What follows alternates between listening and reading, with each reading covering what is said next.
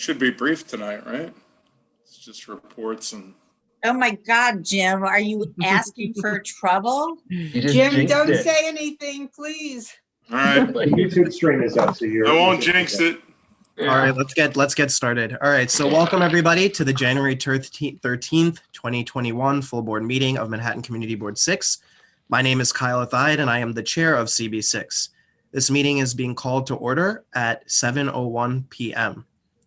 Tonight, we are joined by Secretary Seema Shaw, District Manager Jesus Perez, Assistant District Manager Cody Osterman, and Community Associate Brendan Berth. Before we begin, in order to conduct an efficient meeting, let's observe a few ground rules. First, no one may speak until granted the floor. 2, CB6 members, if you have a question about board business or wish to make a motion, please raise your hand through Zoom. If you click the participants icon, the participants panel should appear, and you should find the raise hand function there. If you still have technical difficulty, you may click the chat icon and relay your difficulty. Next, the chat function should not be used for CB6 business or questions about agenda topics. All such remarks should be made on the record by raising your hand through Zoom. Chat should only be used to alert us to any technical difficulties you are having or to state in writing information such as an email address that was already stated aloud on the record during the meeting. When a member is given the floor to speak, I, as the chair, will identify you and you can unmute yourself so that you can speak. As you know, we are required by executive order to create a verbatim transcript of the meeting, so please keep all questions and comments succinct and germane to the discussion. And finally, to the members of the public, if you wish to speak in the public session and have not already registered by filling out the form on the CB6 website ahead of time, you can register to speak in the public session by using the Q&A feature of Zoom and posting your name, affiliation, and what topic you wish to speak about. This needs to be done by 7:15 p.m. The agenda for tonight's meeting was distributed ahead of time by the board office, was posted online, and appears on the screen before you. If there is no objection, we will adopt the agenda as stated.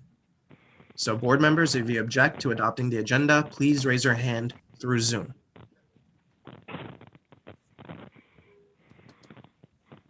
Seeing no objections, the agenda for tonight's meeting is adopted.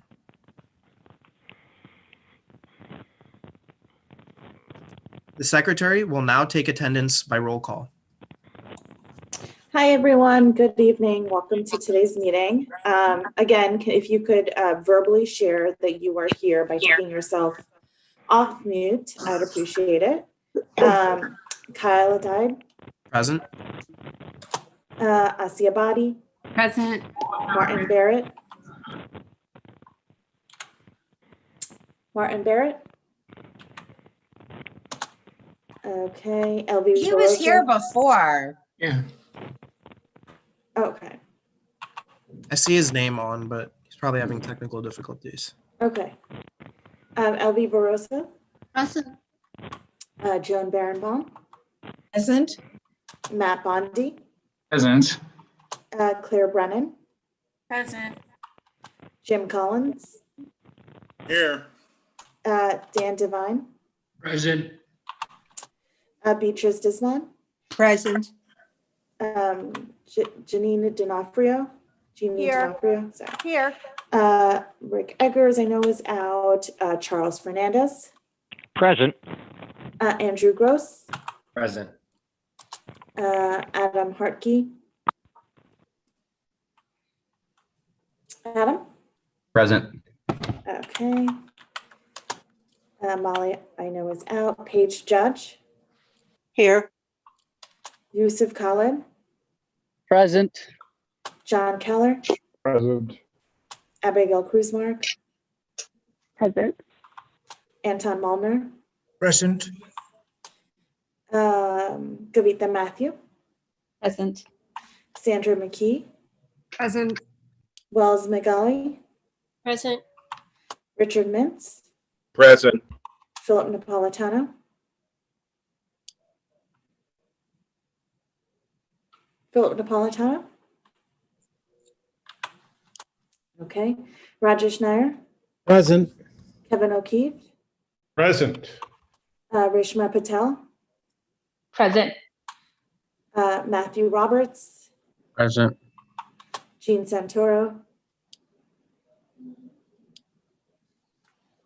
Jean? I thought I saw him earlier. Maybe not. Frank Scala. Here. Lawrence Shayer. Here. Ann Seligman. Here. Lou Sapersky. No. I'm here. Sean Sherman. Here. Sandra Sherrod. Sandra? He was on, walking.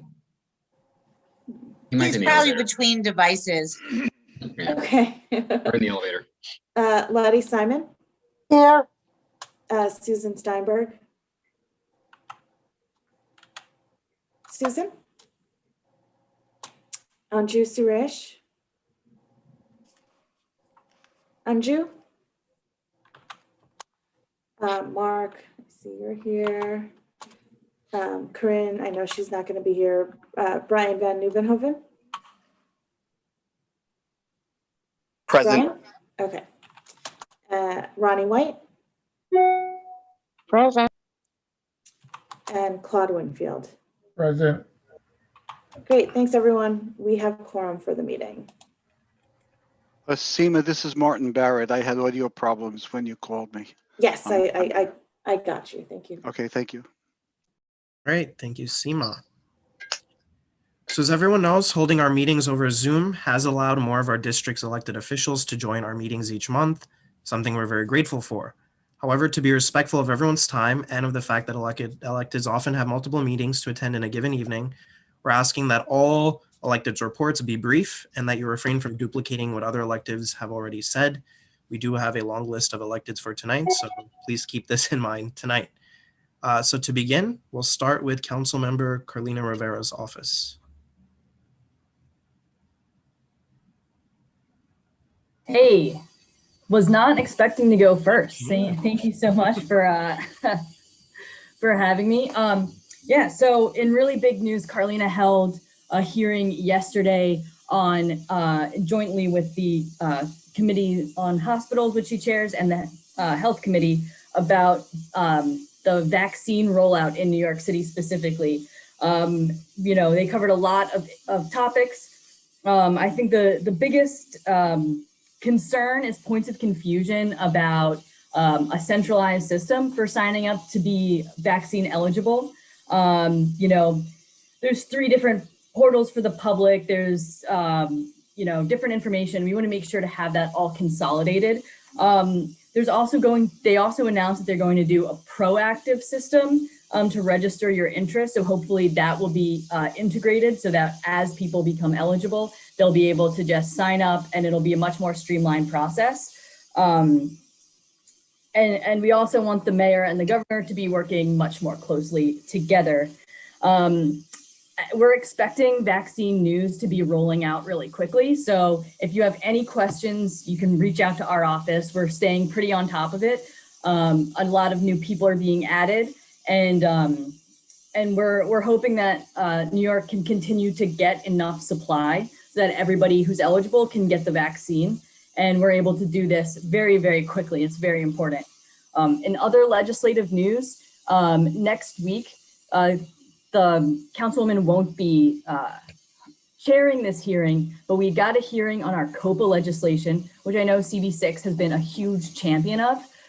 Brief summary of the bill is it gives qualified community organizations, nonprofit developers, sort of right of first refusal and some additional time for purchasing multi-residential properties. So this is to help create more affordable housing and to take housing out of the speculative real estate market and give it into the hands of communities. This hearing is going to be about community land trusts and different housing models overall. And the COPA bill is going to be one of the many bills heard. And so it's going to be, this is a really exciting for our office. And I know for Community Board 3, and thank you Kavitha for hosting that meeting the other week where we discussed this in very thorough detail. But any questions about this, feel free to reach out. And if you have any testimony you'd like to submit, you can do so on the council's website, council.nyc.gov. And I also just want to take this time to make a brief mention of a really horrific incident that happened in the district right before the holidays. And it's an incredibly upsetting incident. I don't want to dwell too much on it, but our office takes these concerns really, really seriously. We've been in touch with the 13th precinct who apprehended the suspect, and Department of Homeless Services, public safety is of the utmost importance, and we're really focused on it. And I am personally going to be at the 13th Precinct Community Council meeting this month, and we're trying to work out Carlina's schedule, and hopefully, we can have a really positive, productive, can't be positive, but productive discussion about public safety. And I can take any questions. Thank you, Katie. Are there any questions for Katie from Councilmember Rivera's office?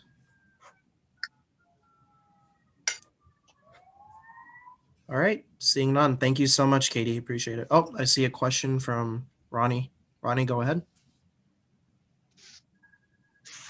Hi. Did you say that presentation will be available? Which presentation? For the housing? Yeah, you'll be able to live stream it on the council's website. It's council, council.nyc.gov, and they're live streaming all their hearings now since they're all virtual. So yeah, I really encourage anybody to watch it or submit testimony. And I should actually just drop the link in the Q&A or the chat, which is better. Put it in the chat and we can read it out, and we'll also share it as well. All right, Thank great. you. Yeah, there should Thank be you. a function to send it to all panelists and attendees. All right. Kavitha, I see your hand up. Yeah, not a question. Just wanted to say that if you watch the recording of our last strategic planning committee meeting, Katie spoke in detail about the COPA bill, and there's more information there about other models for affordable housing. So I really highly recommend that too. Thank you. All right, thank you so much, Katie. Seeing no further questions. Next up, we have Assembly Member Epstein.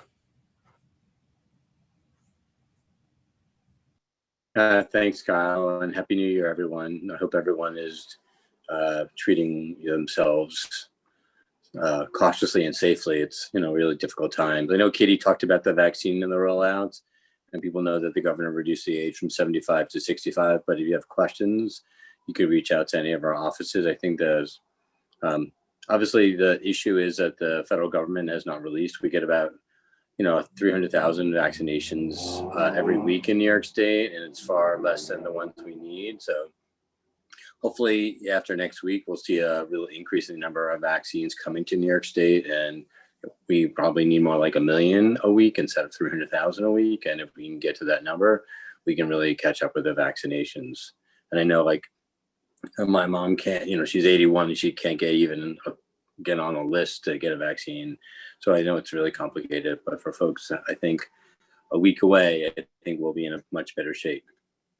Just some updates. Last week, 2 weeks ago now, we passed a most comprehensive eviction moratorium right before New Year's, and the governor signed it. And people should know that no one should be able to be evicted before May 1st. If they have a COVID-related hardship, they have to fill out a hardship form. If there are questions, happy to talk about it, but it's really important, especially since the federal government now has released, money, $1.3 billion in rent relief is coming to New York State. So for people who have rent arrears, over the next few months, we're going to hopefully create a program that will allow multiple people to have rent relief. The rent relief program that we passed in the summer, that we've reopened up now. So there's a rent relief program in existence now, which had $100 million.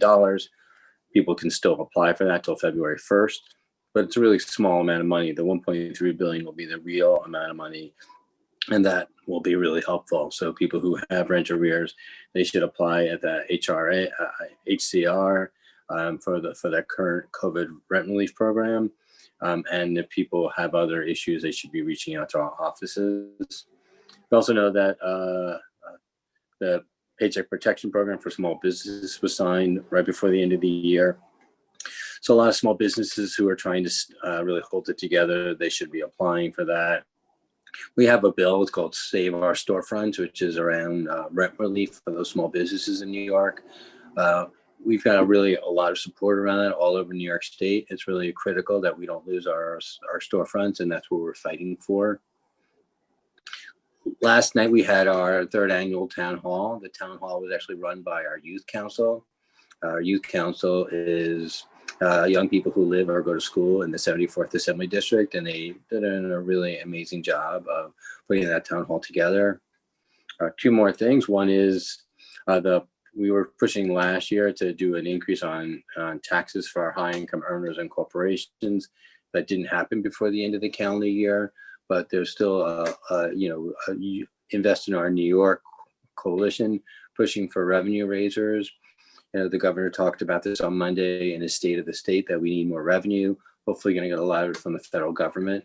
But if history has any information for us, it will never be enough. So New York really needs to invest in ourselves and raise revenue on those who can afford it. On local news, we're going to have a new CB6 representative, Joanna Sanchez, who's with us tonight. So people should hopefully welcome Joanna to CB6. She'll be our main point of contact for these meetings. And Jackson will be doing other work in the office. And our chief of staff, Becca Nieves, left at the end of the year to other things, working on a political campaign in the Bronx. And we are lucky to have a new chief of staff, John Blasco, who lives in the 74th district, as well as our new chief of staff. So if you have questions, Joanna and John can put their contact information in the chat. They're really both deeply committed to this neighborhood, and I know care deeply about the needs of CB6 members. So if you have any needs, please reach out to them or call my office. And Kyle, if there are questions, I'm happy to quickly take some. Perfect. Thank you, Assembly Member. And first of all, congratulations and welcome to Joanna and to John, who's obviously an old friend of the board. So great to have you back. Jim, I see your hand up. Hi, good evening, Assembly Member. I'm very concerned what's going to happen once the commercial lease moratorium, eviction moratorium is lifted. I think a lot of these restaurants and other, delicatessens, bodegas, grocery stores are running on they're basically zombie businesses at this point. When the time comes for them to pay rent, they're not going to be able to. And as a consequence, we're going to end up with a lot of empty storefronts. And with a lot of empty storefronts comes, as you know, a lot of problems for neighborhoods. I'm just wondering if the Assembly or the State Senate is planning to do anything in the way of ameliorating that cash crunch that all of these small businesses will be facing whenever the moratorium is lifted. Let's say it gets lifted, April or May. Then all of a sudden, these people are going to have 12 and 14 months rent due. And I'm just wondering what the Assembly has in mind to ameliorate that cash crisis for these small businesses. Well, Jim, as I mentioned earlier, and Senator Brad Hoylman is the chief Senate sponsor on our Save Our Storefronts bill. And so basically the way the bill works is for commercial tenants who are able to pay some portion of the rent, they will pay up to 1/3 of their rent, assuming they have adequate receipts that it doesn't extend to more than 20% of their gross overall revenue. So for a business that closed the entire time, they would have no rent receipts. But for, let's say, a bodega and their business was down 50%, they would only have to pay 1/3 of 20% of their revenue. And that's because they were reported to the Department of Finance. So we have that information. The landlord would take a 20% haircut, which means the tenant would be obligated to 80% of the rent. and the state would come in and pay the balance. And so we've, in our bill, we've allocated $500 million for rent relief, for COVID rent relief for these businesses.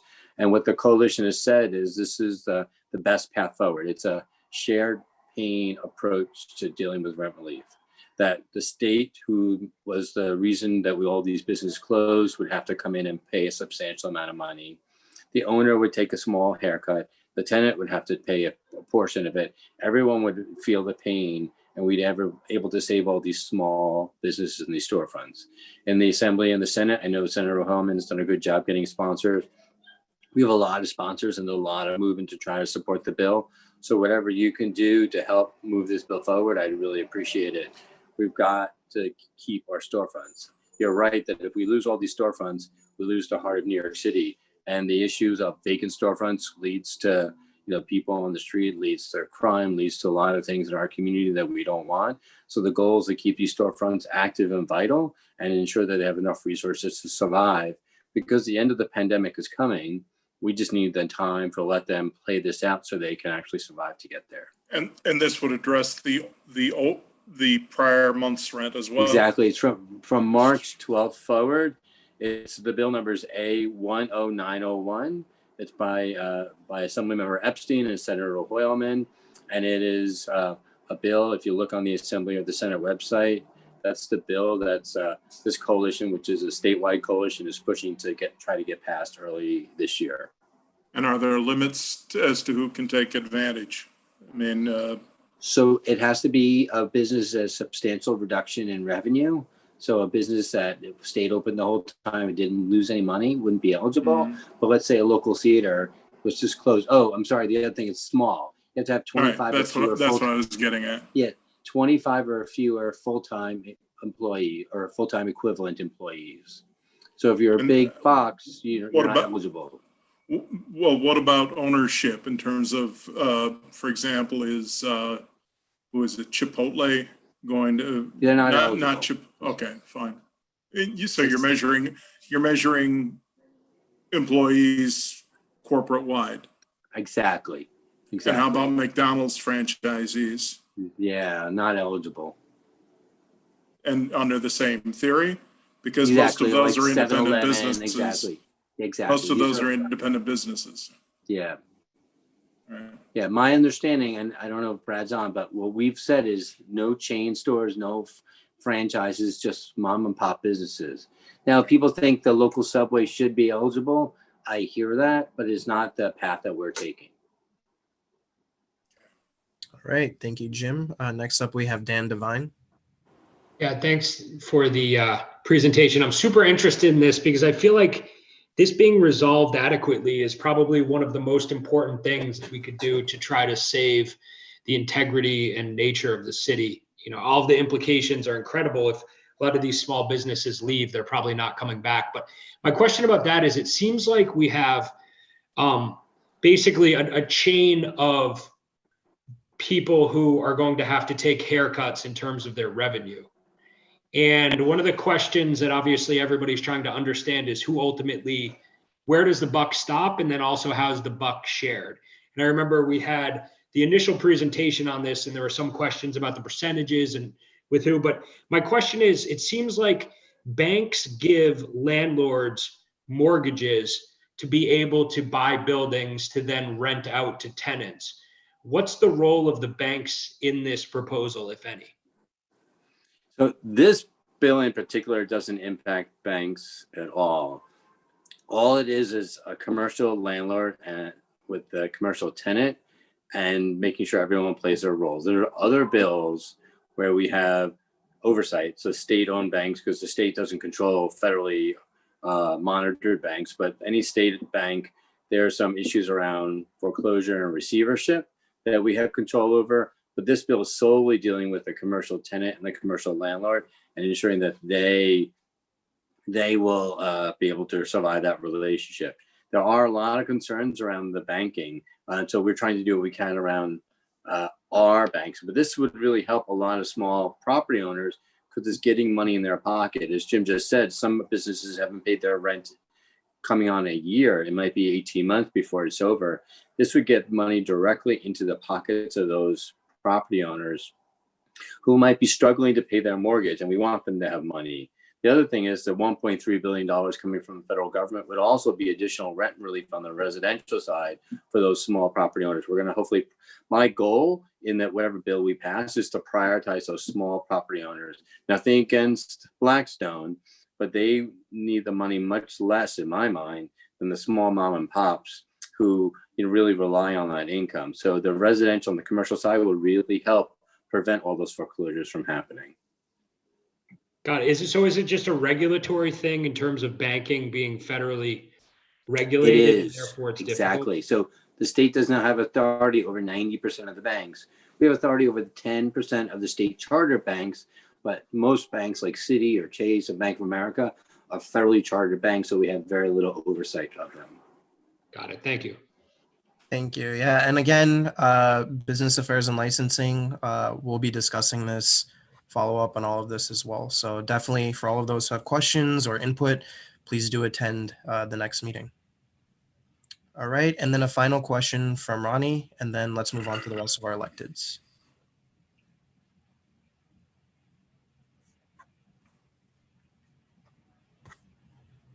Ronnie, did you have a question or did you actually? Yes, I'm sorry. Okay. Excuse me. Sorry about that. Yeah, that sounds great. Do you have specific numbers that say who it's going to help? Because is it going to help the majority of small business owners and storefronts in your district, or is it really completely targeted? If there are so many different types of people who are small business or a small entity, and it just doesn't sound like it's all encompassing. It sounds like it's just very too targeted instead of trying to help everyone, because everyone is hurting. And if you're a small business owner who saved up and said that they were going to open up a franchise and they're a franchisee, why would you be punitive to that small mom and pop as toward another one? Thank you. Well, first of all, Happy New Year, Ronnie, and I hear your concern. I do. It's a legitimate point you raised that people are saving up to do different things, and maybe I'll talk to Brad around that issue. So the goal is to help the small businesses and the people who have 25 or fewer employees and to give them rent relief. At the same time, I don't think that, if the number we're putting in is $500 million, I'm not sure $500 million is going to get to where we want to go. And that's if we pass the bill. We are in a position that we still haven't had a hearing on the bill and we haven't kind of moved forward. Brad and I are pushing as hard as we can, but it's difficult. But I think you raise a legitimate point that, all small businesses are the same. And just because they have a small business, it's a franchise, maybe we should reconsider that. Obviously, they're a really different position than Target is or Chipotle. And I think we just have to, I'll talk to Brad and we'll think more about that. But I think the goal really is the small business owners and protecting them. And that's why we picked 125 employees. Initially, it was at 100 employees. And we heard back from our Ways and Means staff, our finance folks, that we would never have enough money to do that. That's why we reduced it down to 25. I do think if you have one storefront, one Subway, that's a really different position if you had 10 McDonald's or 20 McDonald's. So I think it really is for that small business owners. It's harder with franchises because they may have multiple people in multiple locations. It's a more complicated situation. But that's not necessarily true. That's just way oversimplified. It really should be. I know we have to move on, but please just consider looking at individual instead of just making blanket statements. Thank you. Thanks you. That's a good advice. I appreciate that. Thank you, Assembly Member. And Ronnie, definitely attend the next business affairs meeting, because we did do a resolution on this, so there will be some follow up on this at next meeting. All right. So thank you so much, Assembly Member Epstein. And again, welcome to Joanna and John. Thank you, Kyle, and Happy New Year, everyone, again. Thank you. Next up, we have Congresswoman Maloney's office.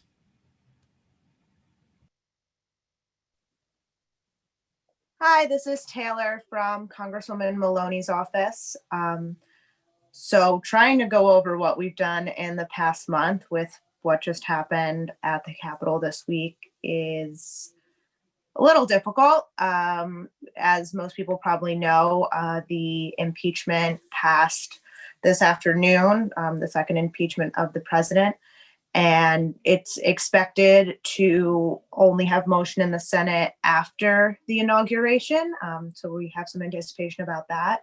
The Congresswoman also came out in support of Congresswoman Cori Bush's resolution to expel members who are found having to have been participants in it and to push the resignation of those who were in support of overturning the election.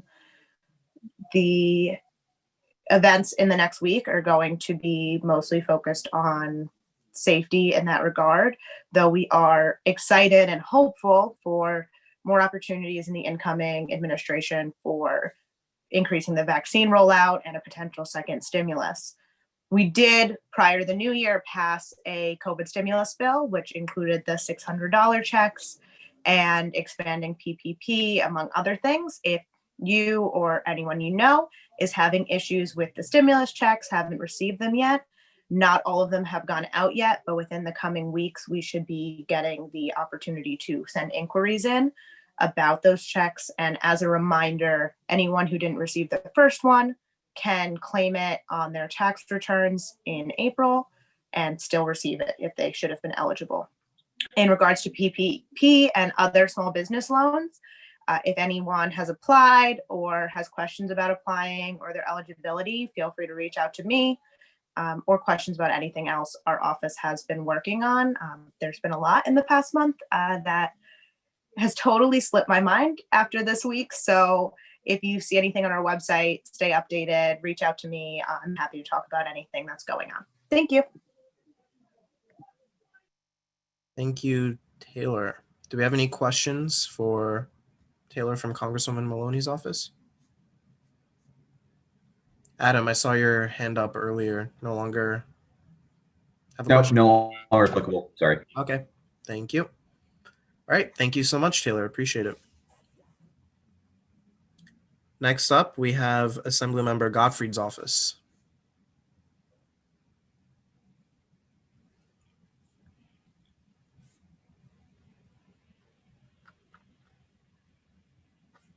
Is Bryce on?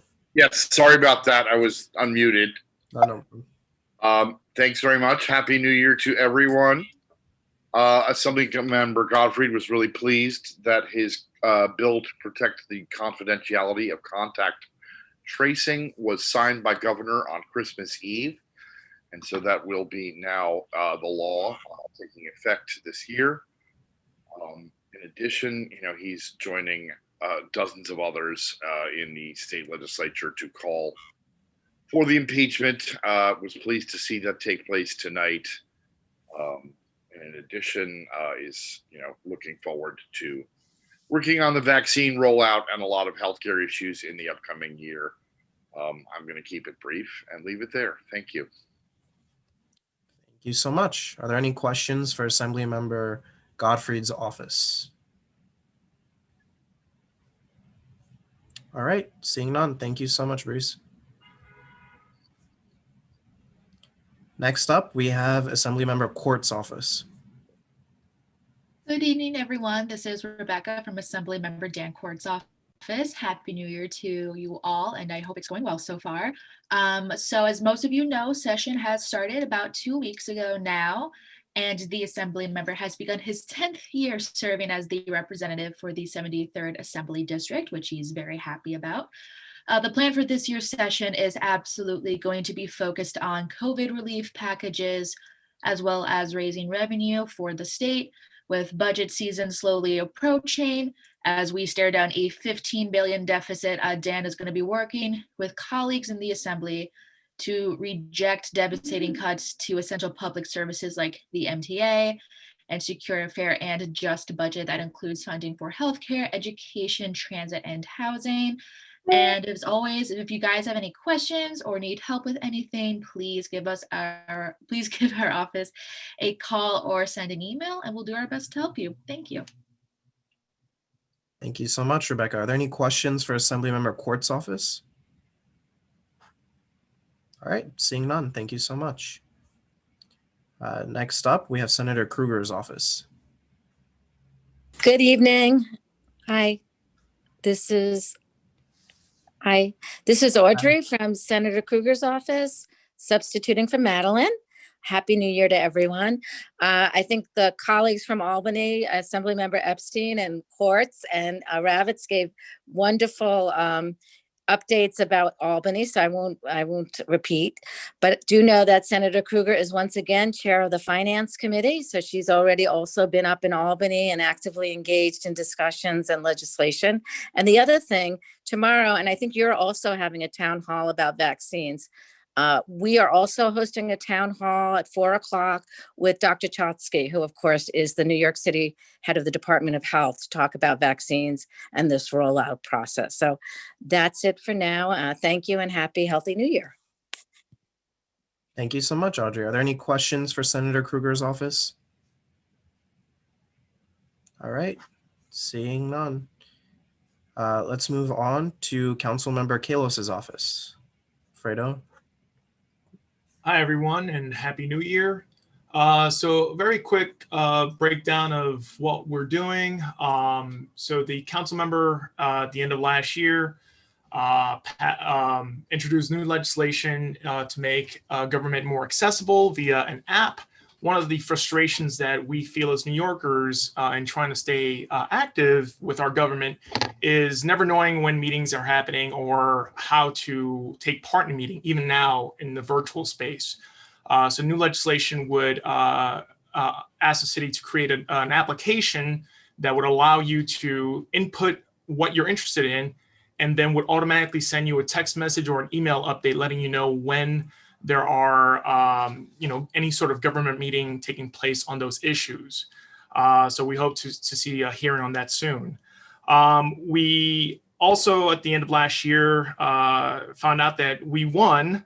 We had the ability to stop a 500-foot tower being built just outside the bounds of CB6 on East 62nd Street. It was only a 32-story building, but it had a 150-foot void, making it 500 feet tall. It would have cast a shadow into CB6. We supported the community in that and won an injunction to stop that. So we're very proud of that. Earlier today, the council member, along with Council Member Carlina Rivera, Borough President Gail Brewer, and Public Advocate Jamani Williams, sponsored a rally to save SYEP. It was a big budget fight last year.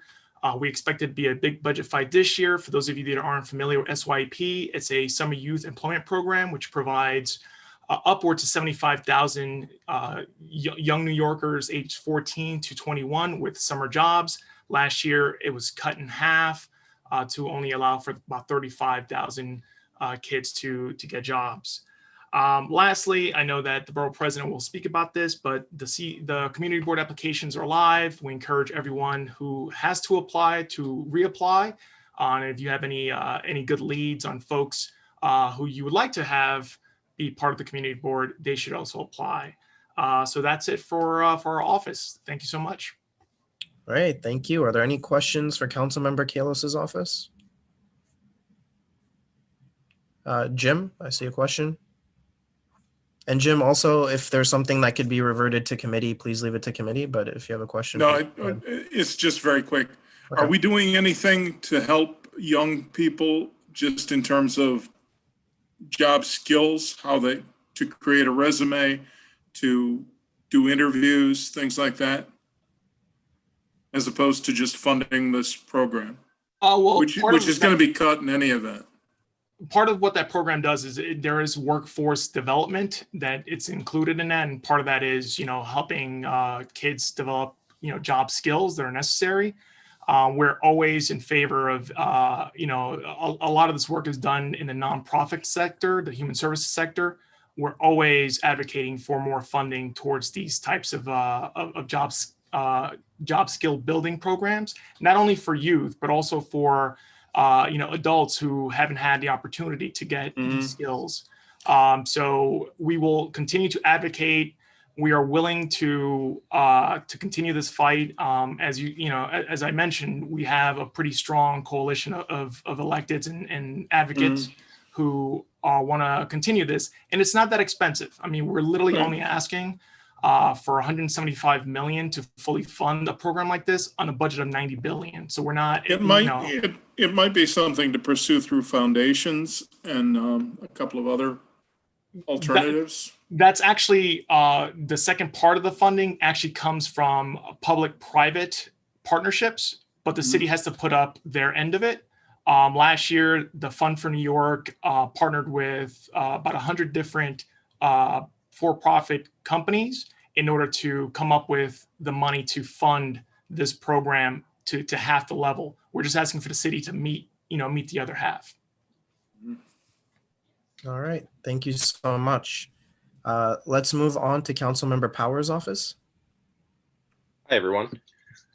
Thank you for having me tonight and giving me the chance to speak. I'll keep it brief. So following up on what Katie said about the tragic incident that took place at East 30th and 2nd Ave. So our office was made aware of the crime that occurred there, and there's no getting away about how absolutely terrible this was, especially since the crime occurred in the confines of our community.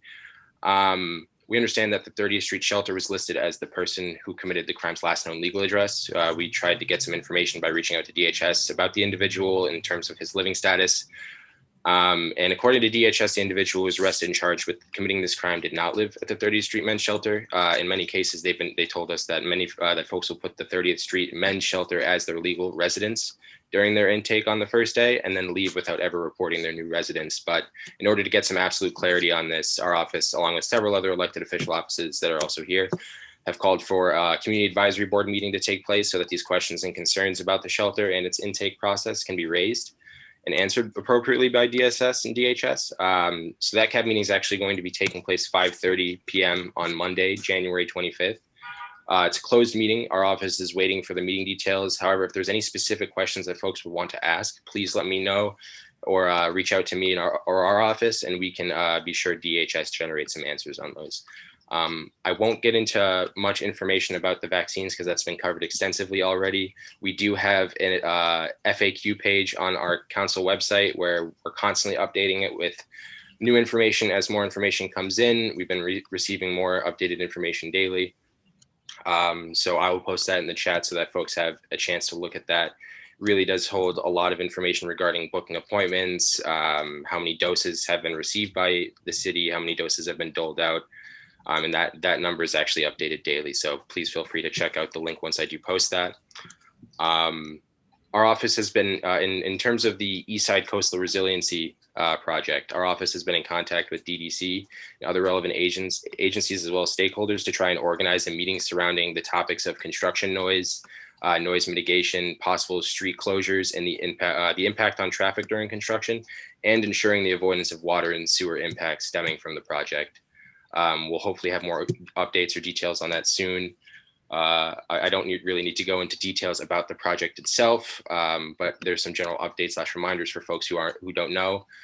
Construction in Astor Levy began this past November, with construction scheduled to be finished this upcoming year or this year, with a newly redone playground planning to open this upcoming fall. The recreation center there is slated to remain open for the duration of that construction. However, currently the center is still closed due to the pandemic. The track at the playground will remain open throughout the duration of the construction as well. So if there's any issues with that, always feel free to reach out to our office. Following the completion of that work on the northern half of Stuyvesant Cove will begin and is scheduled to last until the end of 2022. Then work on the southern half of Stuyvesant Cove will begin and is scheduled to last until sometime in 2023. We'll know more about the construction times and more specific times as the project proceeds. I do recommend that folks sign up for construction alerts and updates for more up-to-date information on that. I'll post a link to New York City website where you can actually sign up for ESCR construction updates. On the legislative front, we know that noise complaints are one of the most frequent issues our office hears about. This month, the council member introduced Intro 2180. Hello, everybody. I'm Hello. here. I'm here. Go ahead. Hi, You Senator. continue. Go ahead, Patrick. Keep going. Thank you. Thank you. I don't want to be a noise complaint. Well, the Intro 2180, it's a bill that would require DEP, who handles noise complaints, to post the results of noise inspections online within 24 hours of when the inspection has been completed. We know that one of the most frustrating aspects of making a noise complaint through 311 is getting an automated email being notified that the complaint has been resolved, but never being informed about what the noise inspection found. This bill aims to make the noise complaint process more transparent and will bring DEP inspections in line with those other city agencies required to publicly post the results of their responses to complaints.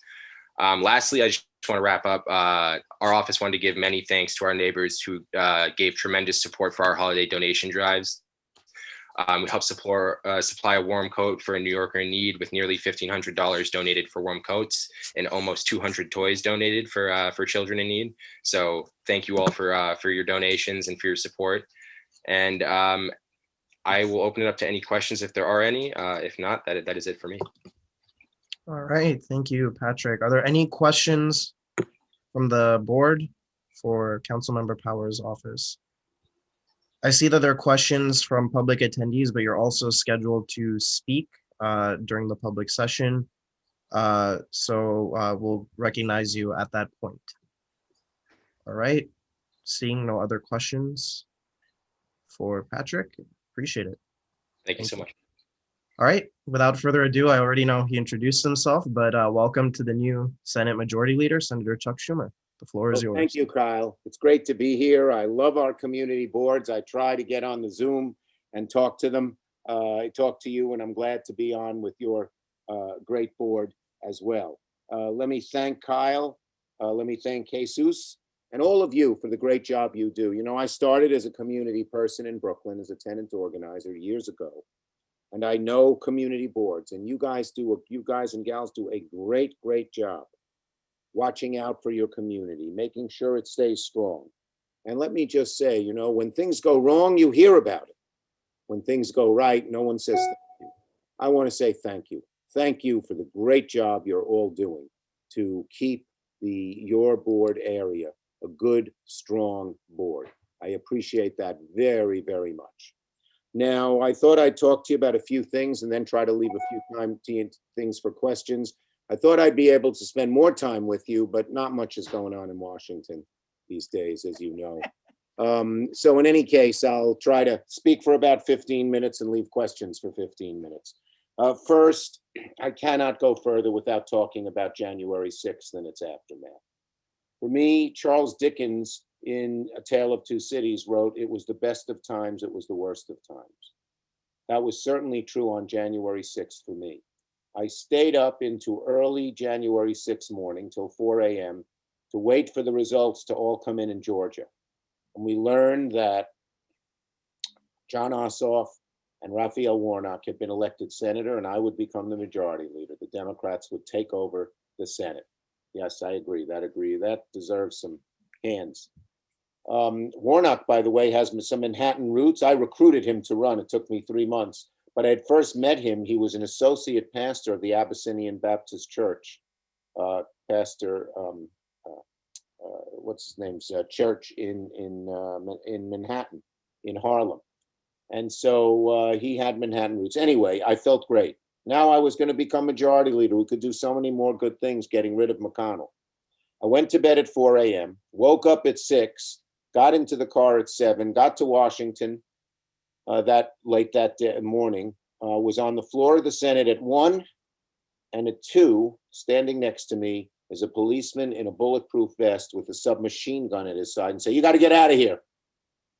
The Capitol had been invaded by a group of thugs, militants, domestic terrorists, disgusting people, racists. And it was incredible. It was awful. I was the first Democratic leader to call for Trump to be kicked out, to be impeached. I'm glad the House has now done it. And in the Senate, it'll be harder because, as you know, we need 2/3 votes, so we need 17 Republicans, but hopefully we'll get enough. And once we impeach the bastard, you'll pardon my language, we can then vote by 51 votes that he can never run for office again. Donald Trump is no longer a resident. Does he fit into your district? No, you're a little further east.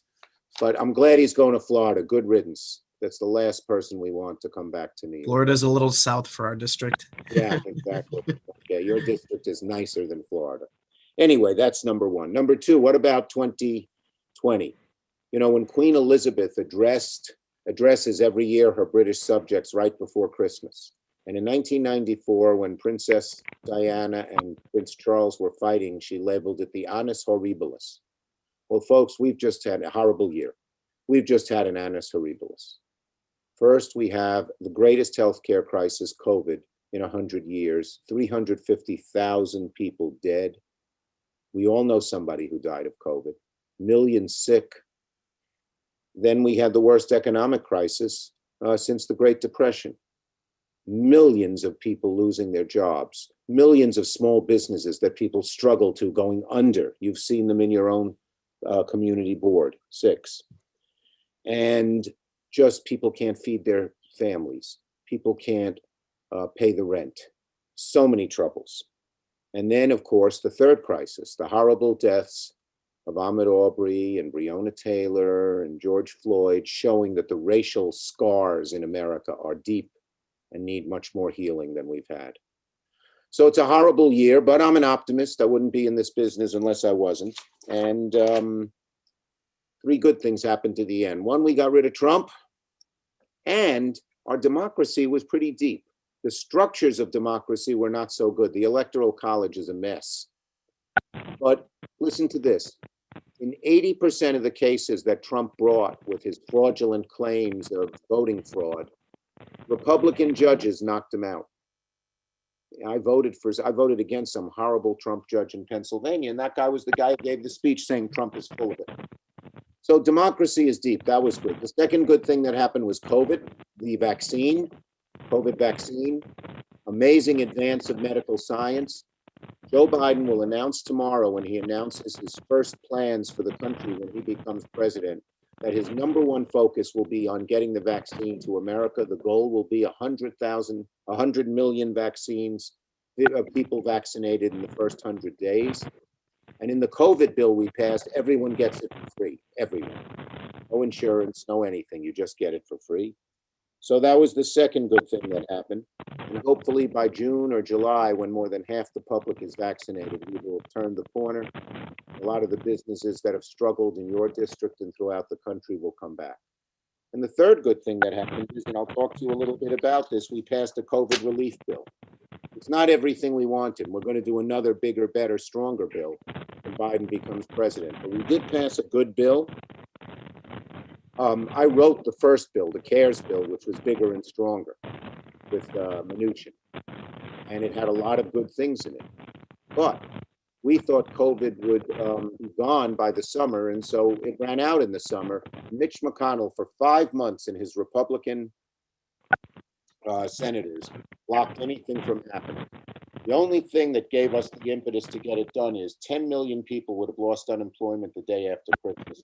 Even they couldn't stand that, so the bill passed. So it has some good things in it. Let me go over a few quick ones with you. There is $600 direct payments to low and middle income individuals. We're fighting to get that to $2,000. It goes to any individual whose income is below $75,000, couple whose income is below $150,000. Bernie Sanders and I are trying to get that up to $2,000. I think we'll do that in the next few months. Unemployment benefits were extended, $300 a person a week. $25 billion in rent relief. People who lost their jobs and can't pay their rent, to just have a moratorium is no good, because after the moratorium expires, they're in bad shape. This will pay that. New York, I wrote all these formulas because I was involved in writing them, being a minority leader, and they help New York. We do get a disproportionate share of the money. So 1.3 billion will go to New York. 13 billion in SNAP to feed hungry families. We got the money for the MTA, so they won't cut back on service. $88 billion for education to open up our schools, $10 billion for childcare. We need more. $4 billion to keep the MTA running, so our subways and buses will still run. And here are two things you may not know. Oh, $69 billion to distribute the vaccines and make them free. And two things you may not know about. I was able to get Pell Grants for people incarcerated. These people want to learn. They want to get out. They want to have a good life. Now they can learn. And second, so many poor people were unable to give a decent funeral and burial to their loved ones who died, and they couldn't be near them. There's money in there to help them do that. And last but not least, a great help to your district is $325 billion in small profit and nonprofit relief. I made sure the nonprofits were included because they do so much work. And so there's an additional PPP for everybody that will go for 24 weeks, as well as something called Save Our Stages. Your district benefits disproportionately to that. Money for our independent venues, our live venues, for Broadway. So all of these arts venues who have no people coming, they're the first to close and last to open, will get them. So there's a lot of stuff in here, but Joe Biden is going to announce tomorrow his outlines for a plan that's along these lines, but bigger and better. With the Democratic Senate, we have a much better chance of doing this. Now, 3 more things I want to get done that I would like your help in. The first is Elizabeth Warren and I have figured out that Joe Biden can forgive $50,000 of student debt for everyone who has it. Student debt is a burden for so many people. It never should have been this way, but it got out of hand. And the federal government, the effing federal government, is charging people 7% interest. You can get a car loan for 5, a house loan for 5, 7.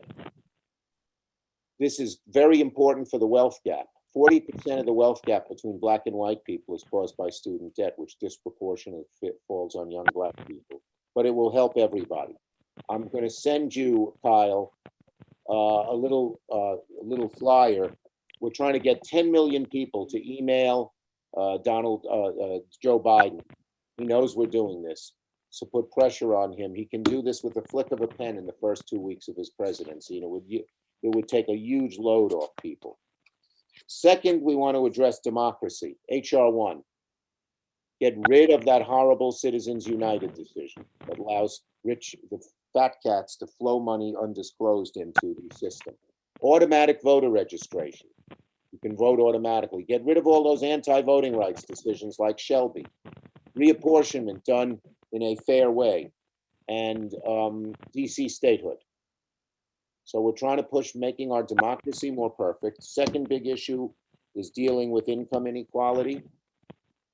Making sure we have a massive infrastructure bill and having 10 million new jobs. Many of the people who are hired would be lower income and finally getting a good job. As part of that, immigration reform. I was the author of comprehensive immigration reform. If we tell every immigrant in America, undocumented or not, you can work, you can travel, it's going to unleash a huge economic force that will help us. Very, very important. And a massive infrastructure bill, $1 trillion. Guess what that'll help do? Help expand the 2nd Avenue subway, help us build major infrastructure the way we've never been able to build it before. Finally, I'm trying to decriminalize marijuana and make sure that there's expungement of records and money that does that flows to inner cities. And the last thing on the list, but not least, is climate change. I'm one of the 2 sponsors of the Thrive Agenda. It combines 3 things: strong, bold action on climate, jobs, creates a lot of new jobs, and equality, focuses on the communities of color that have been most affected. I'm going to take a second. Let's see how much time we have. I'm going to take a second to describe one part of the bill that I wrote on Thrive Agenda. It's called Clean Cars for America. You turn in your internal combustion engine to buy an electric car, you get a deep subsidy. The poorer you are, the deeper the subsidy, so poor people will do it. Under our proposal, every car on the road, the new car on the road, will be clean by 2030, and every car on the road will be clean by 2040. At the same time, the federal government installs a charging station right outside your apartment, a whole bunch of them. So you can charge, and on every road, so we can drive from Community Board 6 to Santa Monica and not worry about running out of juice. And third, we give a subsidy to GM and Ford so they can make electric cars here in America with American jobs. The good thing about this is sort of taking the Green New Deal and making it practical. The problem with the Green New Deal is the unions opposed it, minorities didn't care about it. This bill has the support of all the environmental groups, from the more moderate like EDF and NRDC to Sunrise and groups like that, more progressive. It has the support for the first time of the unions because it employs American jobs into green jobs.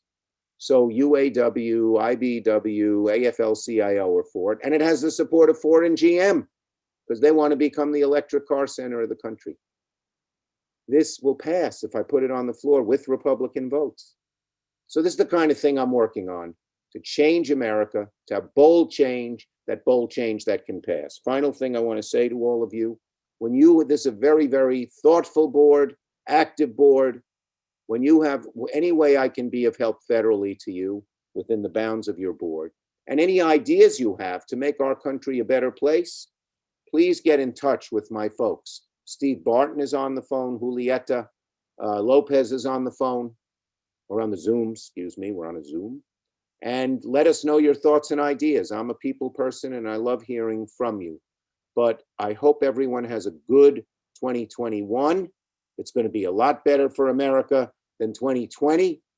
And together we will change America so that America will once again aspire to the ideals that have motivated this country for 2 centuries.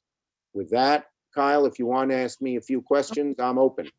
Thank you so much, Senator. So first of all, again, congratulations on your new position. Has been a long time coming, the new title. Yes, so you know, congratulations. Kyle, it's not the road we thought we'd take, but we got there. and It's here we are. it's the destination we're at. So we appreciate all the work that you will be doing. And as you know, obviously the country is in a transition, the city is in a transition.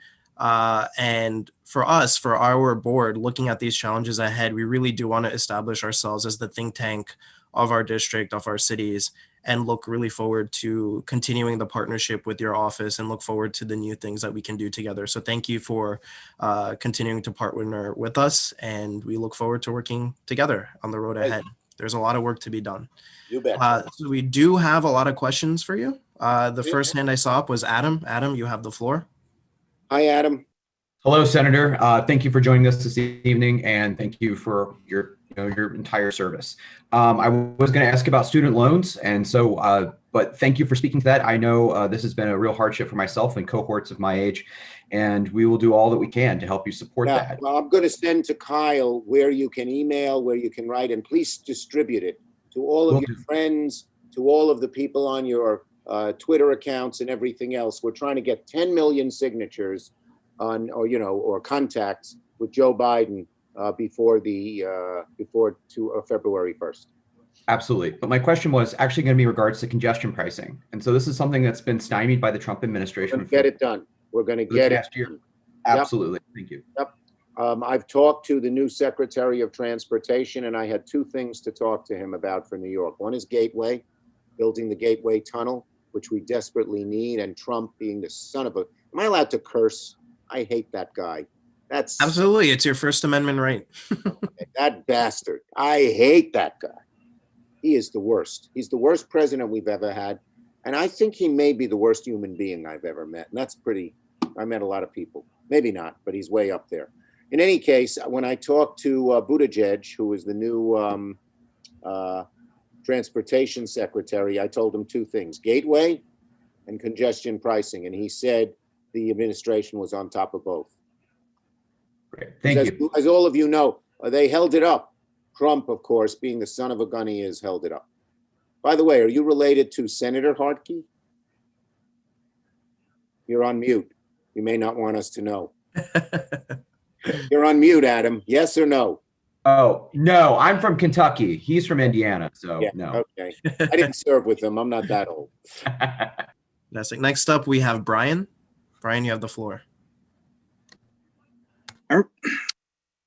Thank you, Senator Schumer.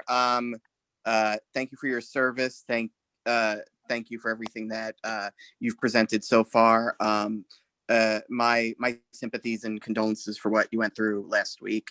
Thank you. That must have been horrifying. It was. Thank you for mentioning two of the three things that I was going to address. Just wanted to throw in there that our district in particular has long been angling for that Second Avenue subway. It's a little bit of a delayed promise. Anything the federal government can do to help with that. We are slated for the phase 3 part of it. Right. They're currently working on phase 2. You know exactly what I'm talking about. I do. Anything you could do, we talk about it a lot. We hope for it. I'm totally on board. Totally on board. When you build infrastructure, you create jobs, not just to build the infrastructure, but permanent jobs, because you make your economy stronger. Thank you so much. All right, thank you, Brian. Next up, we have Kevin. Thank you, Kyle. Thank you, Senator. And thank you for your commitment to the Thrive Agenda. That was wonderful to hear. Separately, many families in our community have made it known that they want more park and green space here. Under your majorityship, wondering what commitments may be happening for more urban open space so we can assure these families that they can raise their kids more like those in the burbs. Yeah, well, I live at 9 Prospect Park West, the greatest park in New York City. Ha, ha, ha, you Manhattanites. And actually, Olmsted Go said Central Park was their experiment and Prospect Park was their perfect park. That's the God's honest truth. I don't know if it's true, but they said it. We need much more green space in New York. And part of our infrastructure bill is very green and includes a provision to give dollars to localities to help create more green space. So you'll have to get the work done in New York City, by the city government, but there'll be federal dollars there to help. Thank you so much. Thanks, Kevin. Thank you, Kevin. Next up, we have B. Hi, B. Hi, Senator, and thank you for your public service and what you've done over the years. I fortunately have worked with your staff over the years. Your agenda that you described was extremely touching because it's most of the areas that we're all interested in. But 2 areas I want to ask you about. Right now, we're going through food insecurity. Yes. And so the whole SNAP program and some of the restrictions that have been put on the SNAP program, some through, I think, executive orders, some through regulations. Are there things that we could do there?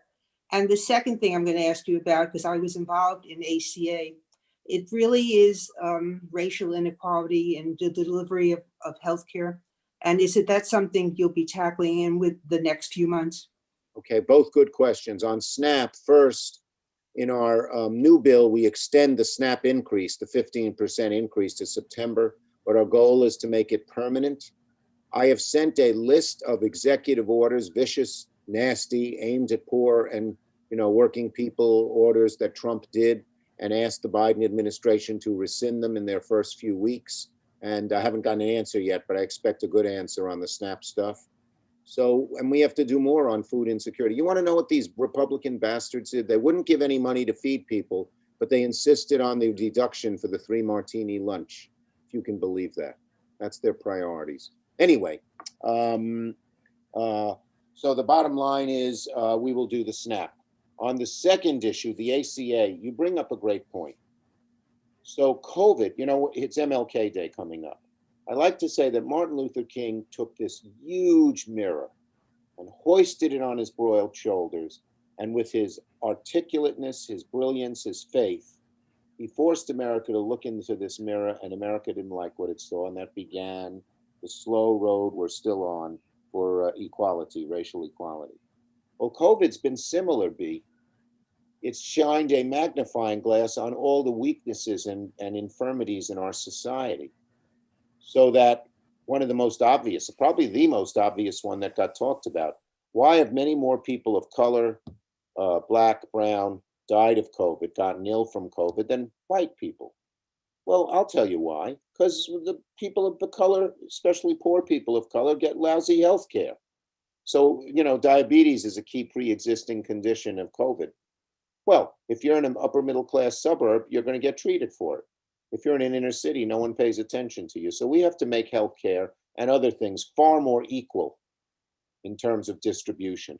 We've done that in some of the bills. We don't totally overhaul healthcare, but we made sure the vaccines go to poorer neighborhoods. We've made sure that the PPP funding, we set aside a certain amount that just goes to CDFIs and MDIs in poor neighborhoods. So we're looking at that, and we got to do a lot more. I was talking to a very enlightened businessman, and he's doing fine, and his company's doing fine. It's sort of one of these high-end companies. But he said, I hope my fellow business people or my colleagues realize that if you have a society where 50% think they're doing well and 50% are terrible, we will not remain a democratic small d society. And he's right. So all of us, even those of us who are doing better than average, have an obligation to help. Thank you so much.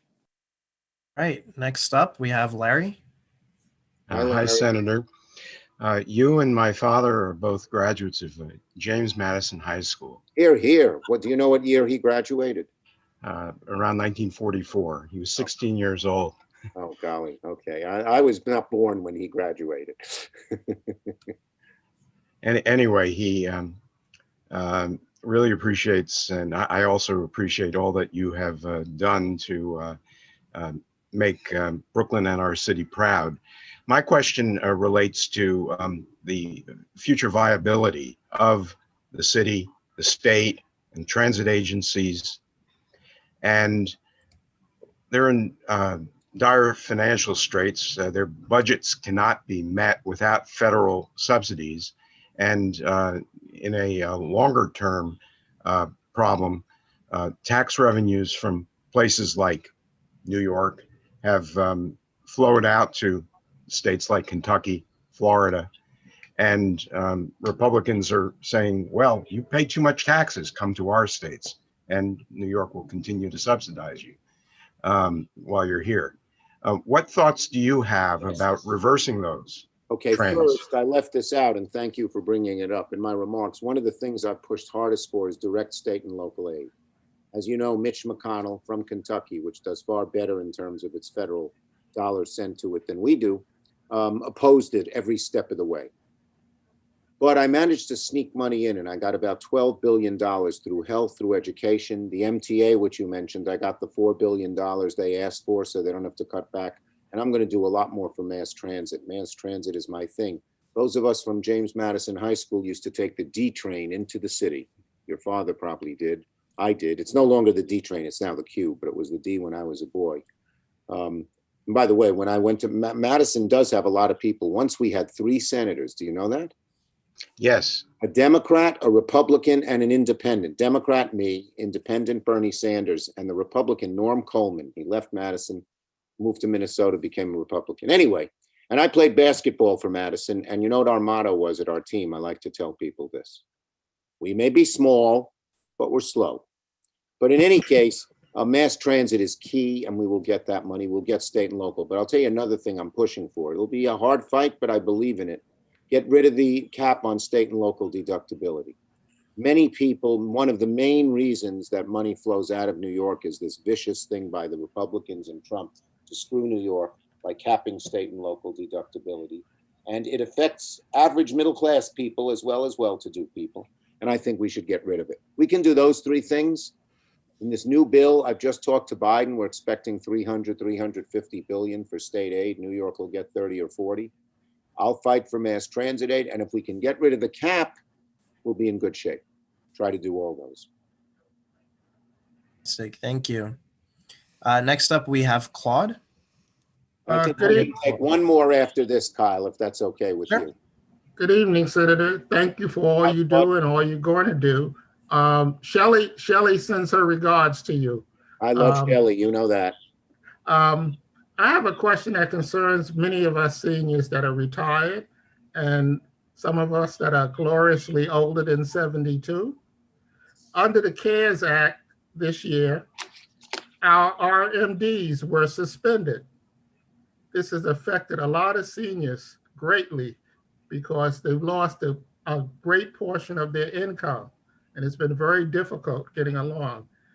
Is the are you going to unsuspend our RMD distribution this year? We're going to try, yes. We're going to try in this, it's not easy, being in the majority is a hell of a lot better than being in the minority, but still, I only have 50 votes. I got to get, either some Republicans or get Democrats on something called reconciliation. Anything that has to do with money only need 51 votes. And your proposal, your suggestion is a 51 vote thing. So we'll fight hard to get the change. Thank you. Can we take one more, Kyle? Yes, let's take one more. And last we have Rashma. Hi, Rashma. Thank you, Senator Schumer, for coming tonight and all the great information you've given us.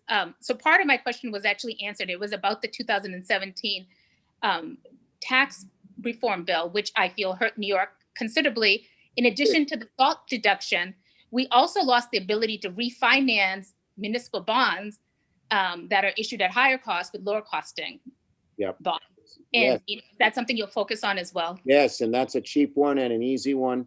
When my wife and I got married, we saw this beautiful apartment in, it was 1982, interest rates were 18 or 19%, so no one was buying. And we found one, in New York State, they weren't required to allow you to refinance a mortgage. So if you were locked in and the interest rates were 18, 19%, you were stuck, so no one financed. We found one bank that would do it. We got the apartment for a song, we live in Park Slope, so then it was cheap, but now it's expensive. We have to allow all this refinancing makes eminent sense, and certainly the city and state bonds should be refinanced, and something I would fight hard to do. Thank you. Thank you, Ms. Patel. Okay. Right. Well, thank you so much, Senator. Thank you, everybody, and thanks for your good work. You are a great thinking board. And thank you for your hard work. I see Gail Brewer here. She may have appointed a few of you. But any ideas, any thoughts, any way I can help Board 6? As they say in Brooklyn, I'm your humble servant. Thank you so much. And thank you again for, partnership with us. And we'll follow up with your office. So thank you so much.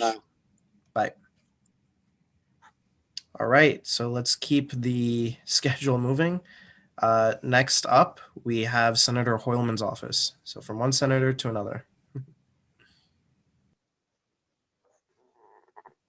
Hi, nice to see everyone. Yeah, I mean, I appreciate the comparison, although let's be real. I mean, that's extraordinary, right? That with everything going on in Washington, Kyle, that Chuck Schumer spends a good 35, 40 minutes with the local community board. Amazing to me. I'm actually kind of blown away that he was able to do that. So it's a real testament, I think, to the respect that your community board has, that he would, among all the places he would be tonight on Zoom. So thank you, Senator Schumer. I wanted to also thank him for, in particular, the Save Our Stages legislation, which is going to help a lot of venues, as he mentioned. I wish we were speaking under better circumstances. We know this last week has been so difficult for so many people. I'm proud to say that as the chair of the Senate Judiciary Committee, I filed a formal request to have Rudolph Giuliani removed from the state bar and his law license revoked. So I'll be pursuing that. I wanted you to know that. And I think it's really important. So the complaint was with the Attorney Grievance Committee of the Appellate Division, requesting that they revoke his law license due to his participation in that crazy scheme to overturn the results of our election, and to call on people to fight, as he put it. On news closer to home, the Senate Democratic majority has kicked off our 2021 legislative session by passing a package of historic bills to improve New York's absentee voting laws, building on the historic election reforms that we passed during the last two sessions. I'm proud that the package included my legislation with Assemblymember Dick Godfrey to allow New Yorkers to vote via ballot drop boxes. 33 states and Washington, D.C. offer that convenience. You don't have to wait in line. Some New Yorkers waited for 4 or 5 hours to vote this past November, you should be able to have the convenience and security of dropping off your ballot in a drop box.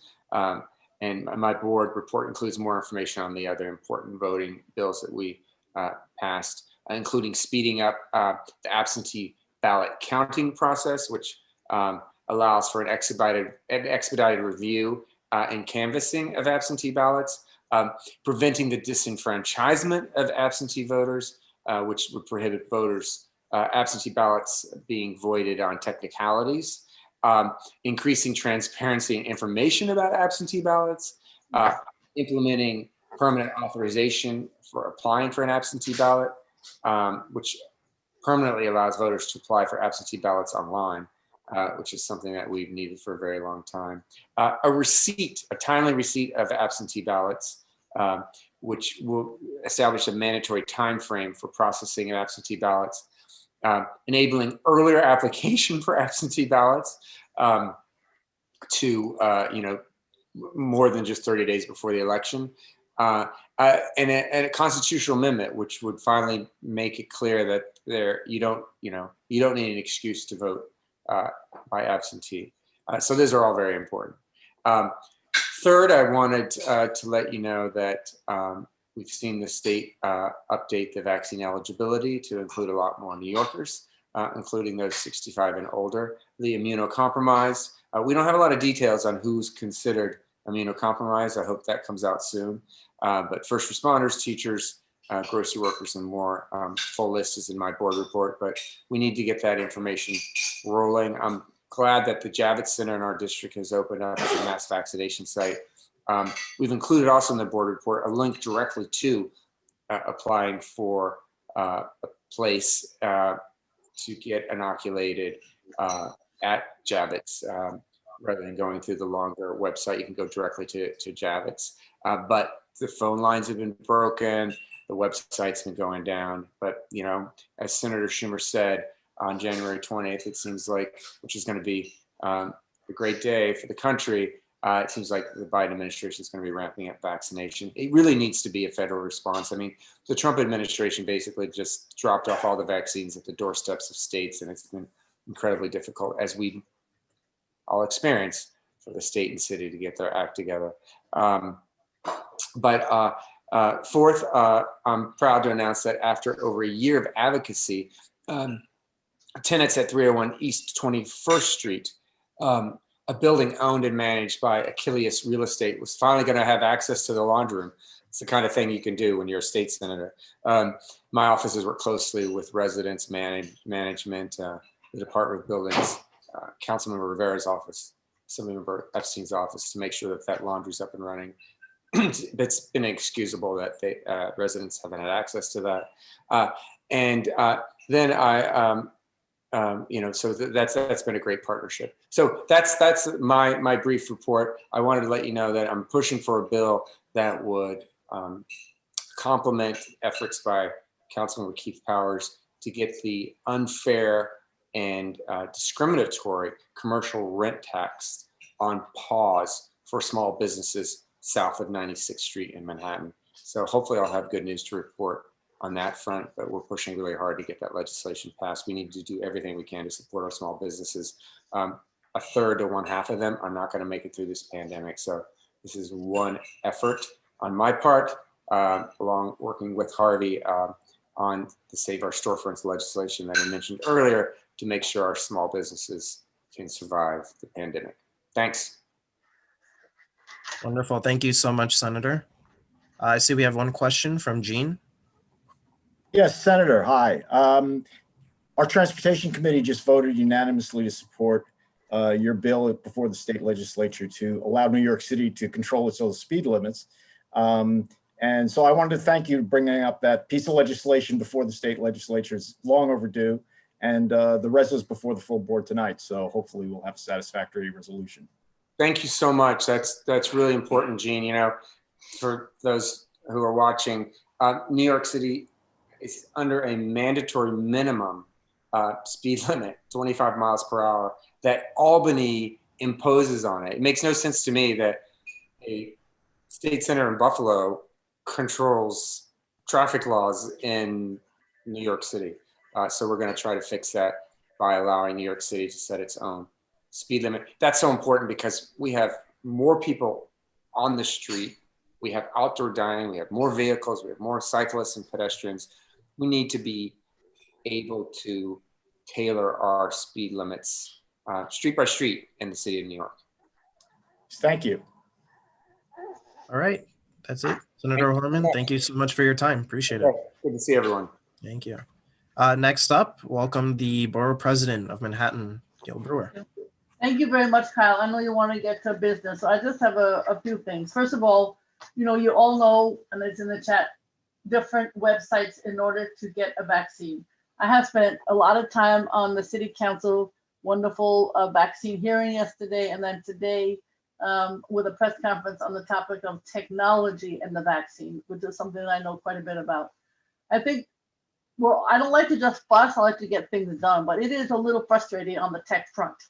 There are at least 2 or 3 city sites. If you actually look, Health has one, Health and Hospitals has another, the state has a third, and then you can go to some of the private sites. That is not making sense. We fussed, and I believe now that the city sites tell people to go to the one state facility, which is the Javits Center. In addition, sometimes you go to the private site, you get lucky, or you want to call and they say they're not available. So if you're 89 years old and you're living in a situation where you do not have access to a computer, this makes it hard.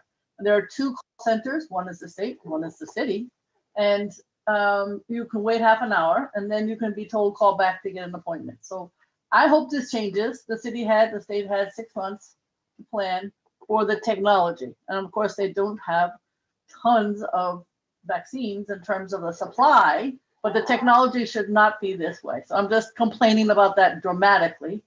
It's something that you might, as time goes on, we have got to get this tech front improved. So that is what I've spent a lot of time on today. And I think you should know that when you are calling, that those are some of the things you're going to run into. I want to thank you for your excellent discussions of open restaurants and open streets. I know you did it with community board number 3. I wasn't there the whole time, but I know staff was. There are a lot of concerns, but the fact that you brought these up, that you are addressing them, is a real credit to the community board structure. And I just want to congratulate you because it's very enlightening for the public to know that their community board is addressing these issues that they care about.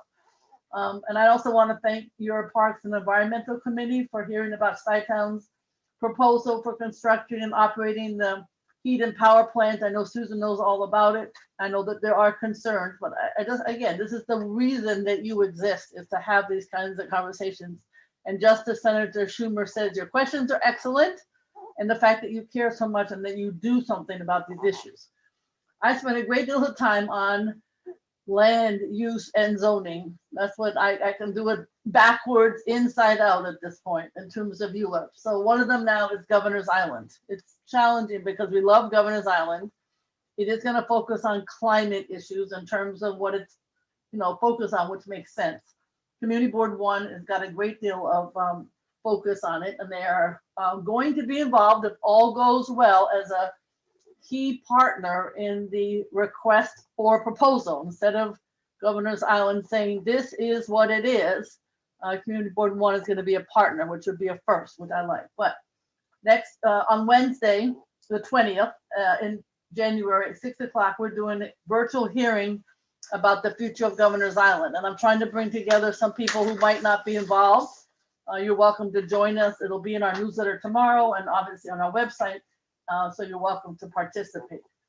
The other issue that everybody's concerned about, because it's a hard one, is what does police reform look like? And so we know for sure that the governor told the mayor by April 1st, I want to hear New York's ideas.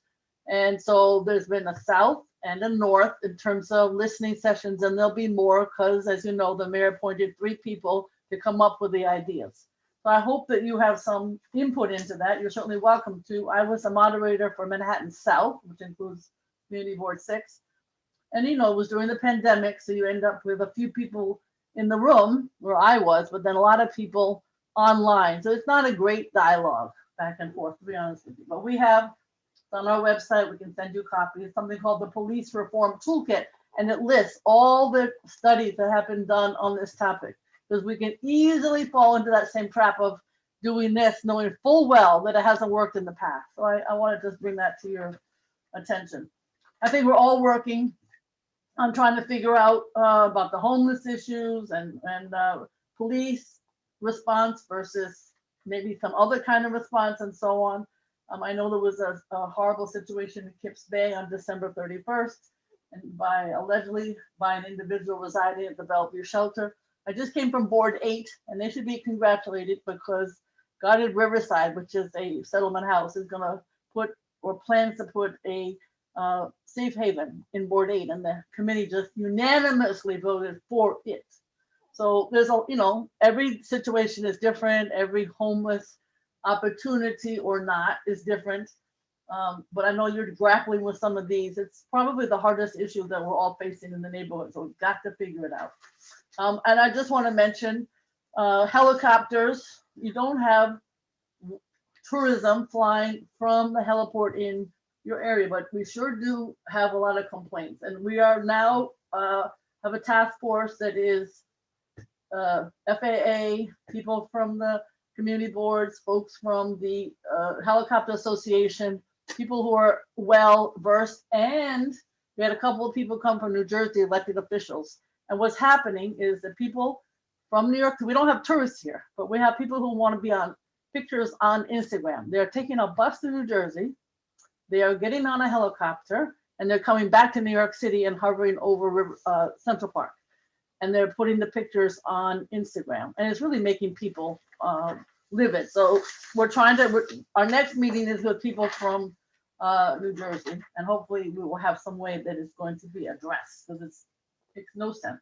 I think you know that the capital grant program where we allocate is on our website. We've had several discussions about it. They're due February 21st, and you're welcome to make sure that your nonprofits and your schools apply. Of course, February 1st is when community board applications are due for new and current members. And then just finally, I just want to mention that the issue of vacant stores is huge in Manhattan. Community Board 7, the bid on Columbus Avenue has done something fantastic, and I would love to see more of it. They got a small grant, and every vacant store has a phenomenal piece of art in it. And then it is all sort of bonded together with an amazing strip that works. I don't know if you have time to go over there. There are some cities around the country now that are actually mandating, I don't know that this is the right thing to do, that art be in vacant stores, that something take place until the new store hopefully comes in that gives some kind of streetscape opportunity to that block. So the issue of art and vacant stores is something that we're going to focus on. Thank you, Committee Board 6, and thank you, Kyle. Great, thank you, Borough President. We do have 2 questions for you. First up, Anne. Hi, Gail. Thanks so much for coming tonight. I've actually got a couple of questions. One is mostly, one's just a quick comment. I'm really glad to hear what you were saying about art in vacant stores. That's one of the things I thought about. Also, just that, I mean, what you learned working on the Small Business Jobs Survival Act was, I think there's a lot there that could be incorporated into the rent relief work. So I just wonder if if I'm sure you guys are working together on that, but kudos to you on that. On a really different topic, I know that Governor's Island is not in our district, but I actually spend a fair amount of time there, and I'm really concerned that the development plans there for private development are going to eventually turn it into sort of a private park. Right. And, it's a very different scale, but, the super block in Kips Bay that used to be, public space and no longer is. In fact, you can't even walk through the parking lot there anymore. So I'm just wondering what you're thinking about that is.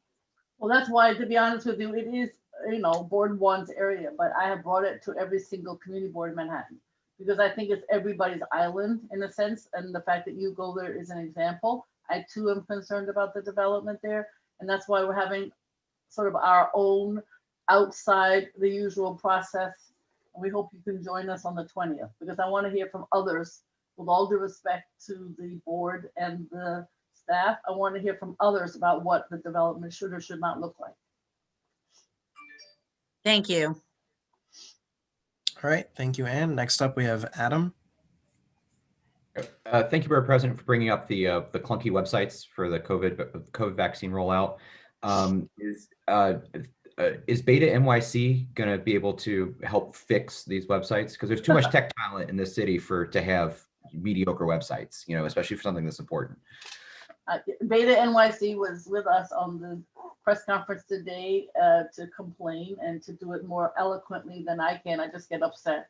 But I would say that, yes, Beta NYC has made it very clear and about the fact that city employees could in fact have come together. You don't have to have 3 different sites, and made it more succinct. So I'll leave it at that, because this is really crazy.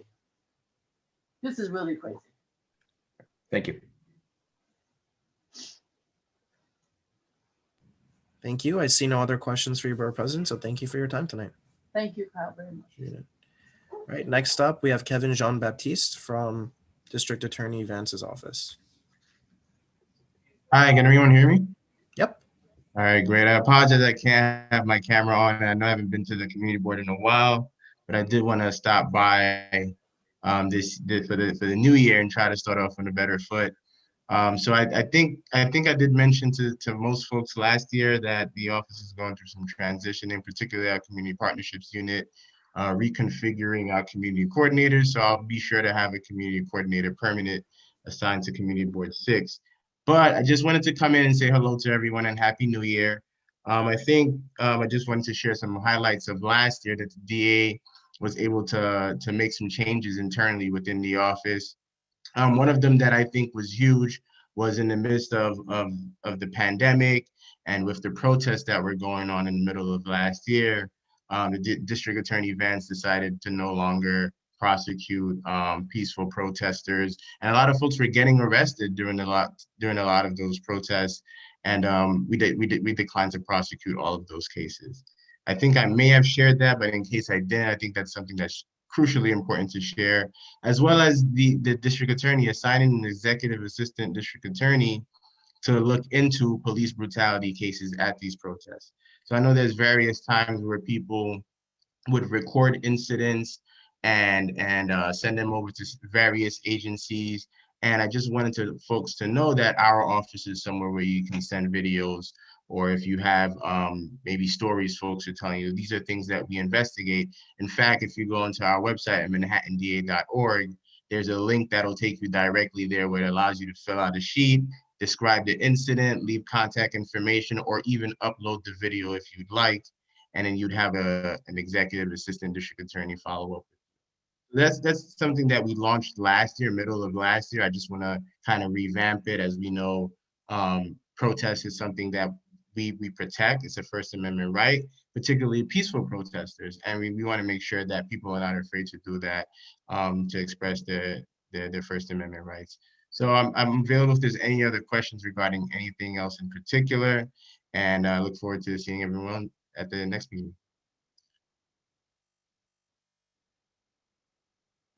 Thank you so much. Are there any questions for the district attorney's office? All right, seeing none, thank you so much for joining us. Appreciate it. Next up, we have Phil from the Public Advocate's office.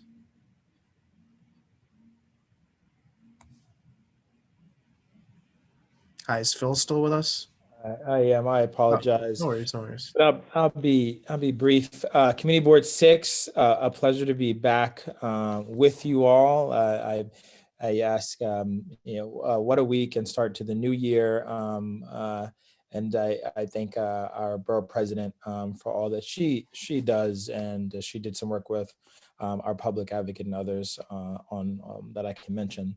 But I also ask to bear with me, as I'm the only one in our office who manages all of Manhattan, as well as the tech and data work around community engagement, et cetera, et cetera. So I'm just so thankful to do this work with you all. it's really the kind of the updates. Just I'll take it from what's been going on, and I'll also be sending out an email that can be shared with the listserv and the board. But a number of things, the Jamani Williams in our office, public advocate, from in the last 2 months, the recommendations that the public advocate came out for our school reopening and pushing the mayor eventually were adopted by the mayor about phasing in. And even today, the public advocate, with Beta NYC, our borough president, really looked at this website and wanting to hold accountable the development. Where was the inclusion around health and hospitals developing this website for the vaccine sign up, and that the problems that it caused for seniors, right? And so the public advocate is focusing on technology when it comes to communities and access and equity, and making sure that we have the expertise and holding it accountable, because that's uncalled for. We can always do better. And that was a press conference today, again, with the borough president and Beta NYC, the civic tech group, making sure we're getting these fixes together. And the other big thing I'm always excited about, part of this work around technology and why I think is really actionable. It's not about tech and data by itself, but we released our worst landlords watch list. This is one of the initiatives of many public advocates, but this is our second, and we've raised it to another level. I'll share it for those who don't know it. I'll share the link here. But we have taken the big data, the data around HPD violations, right, and put it to use and action to create a platform for advocates, public officials, lawyers, to take those numbers and make change, right? And so we put this out there. We work with the tenants. We make the tenants aware, and it's something. When I first came to this office last year, I closed on this. Of the story of how do we take this technology and this data coming together as a platform, is that when we released it last year, the public advocate came and went to NYCHA, went to other buildings, et cetera. And the next day took some of the tenants from the watch list on to the news, Pix 11. Later that day or the next day, some of these apartments were getting fixed, right? And what we do understand from this watch list is that many of the Black and brown neighborhoods, it's a number of the violations. And this is really key because it's about human dignity and rights in getting these buildings fixed and people living in human dignity. So the public advocate in our office want to make sure that you all have a chance to look at the watchlords watch list, and we're going to be updating it mid-year now. That's a new part of that. So I just wanted to share that news with you all, so you all see this tradition of the public advocates and see what technology, data, and advocacy can come together as a platform for holding these landlords accountable and making change for people's lives in their homes. Thank you. All right, thank you so much, Phil. Are there any questions for the Public Advocate's Office? All right, seeing none. Thank you so much, Phil. Thank you for joining us tonight. All right, now we'll move on to the members of the public. As we all know, it's a really rare opportunity to be joined by the Senate Majority Leader of the United States and to have his here for the amount of time that we did. So I do thank you all in the public for your patience and thoughtfulness as well. So thank you so much for that, and apologies for the delay. Jesus, can you call on the speakers in the order that they registered? And just as a reminder to the speakers, you will have 3 minutes. This is not a public hearing session or a Q&A session, so please make the remarks appropriately. All right. Kyle, I certainly will. We had 4, but it looks like 1 dropped off, but we'll start calling them now. Our first speaker is Melissa Givey. I hope I'm pronouncing that correctly, who is a resident of Community District 6, and she will be speaking about a new family adult shelter slated to open at the site of the Renwick Hotel. Ms. Givey, you have the floor.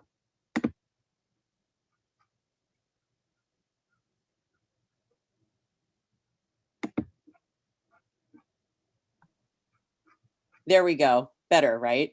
Yep, we can hear you now. Good. Melissa Givey, but close.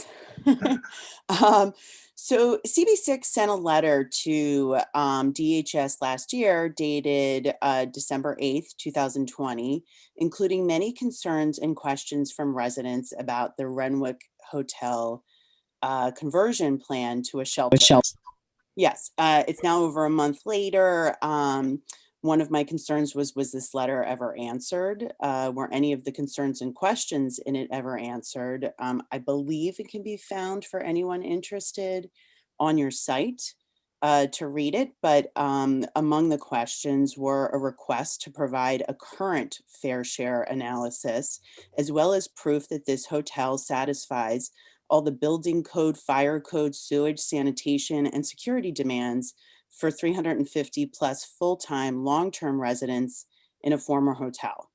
And if you have not heard back, how does CB6 plan to proceed and follow up?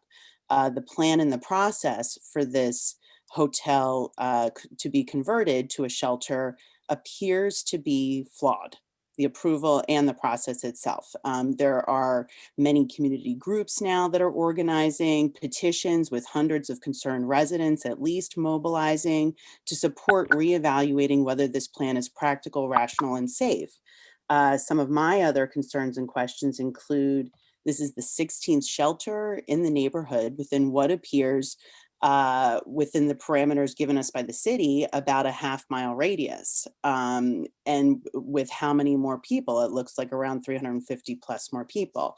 There's the Bellevue Men's Shelter, which houses over 850 men, I believe, with programs, support systems, and security in place that still weren't enough to prevent what seems to be a resident there who committed this violent rape nearby of our neighbor on December 31st. Whether that address was used the date of admission and the person did not sleep there that night, just hearing this from someone that was in the meeting, really makes little difference, I would think, since this person has been in the neighborhood. The support system has failed. It's not working, obviously.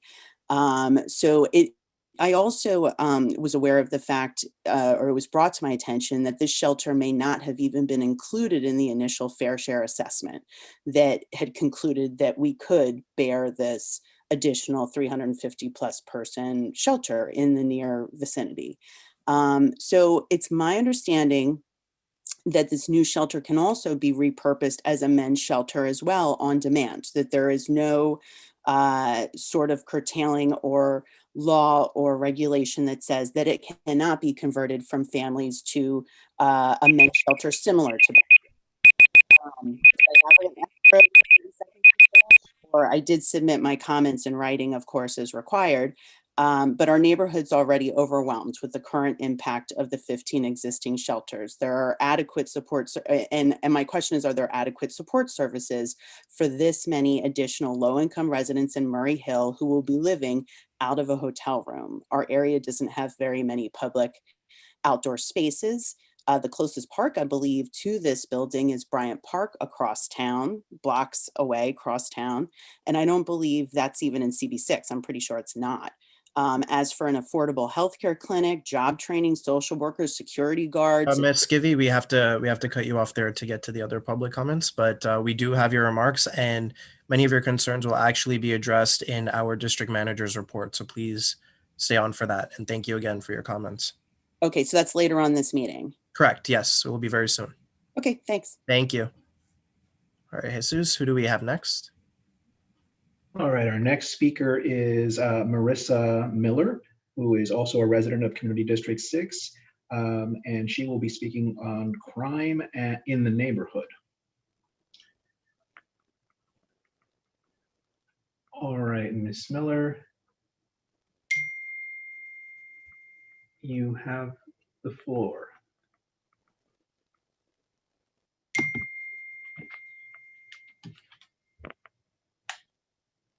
Okay, there we go. Unmute. Sorry, that took a minute. Good evening, everyone, and thank you for the opportunity to speak today. My name is Marissa Miller, and I'm an executive at JetBlue. This is my first time speaking or even attending a community board meeting.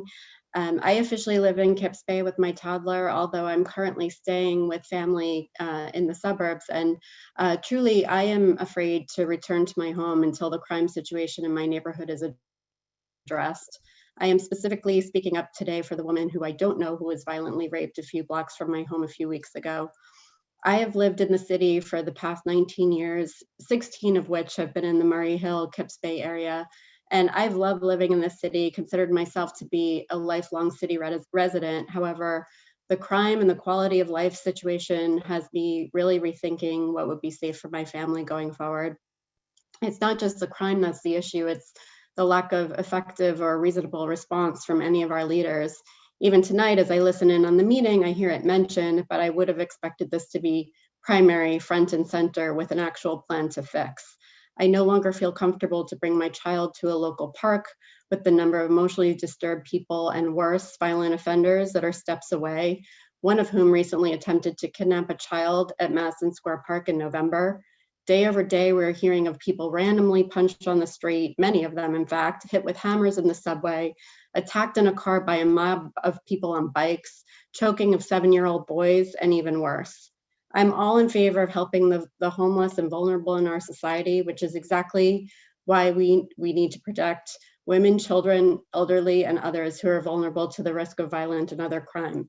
The fact that this rape happened is not a surprise. This was not this person's first violent offense against women, yet we continue to carelessly place them right in the center of our community without any protection for the vulnerable. We not only need to oppose the new shelter being built at the Renwick, since our community already has more than our fair share of shelters, but we also need to take action about the offenders at current shelters, long ago promised after another rape on my block a few years ago, and the stabbing of an elderly person. We need to address the overall escalating violence and crime in this neighborhood and in this city, and to allow this to continue is truly unconscionable, and more will be scarred for the rest of their lives if they're even lucky enough to live. And thank you for your time tonight. Great. Thank you so much, Ms. Miller. Appreciate that. Oh, Who do we have next?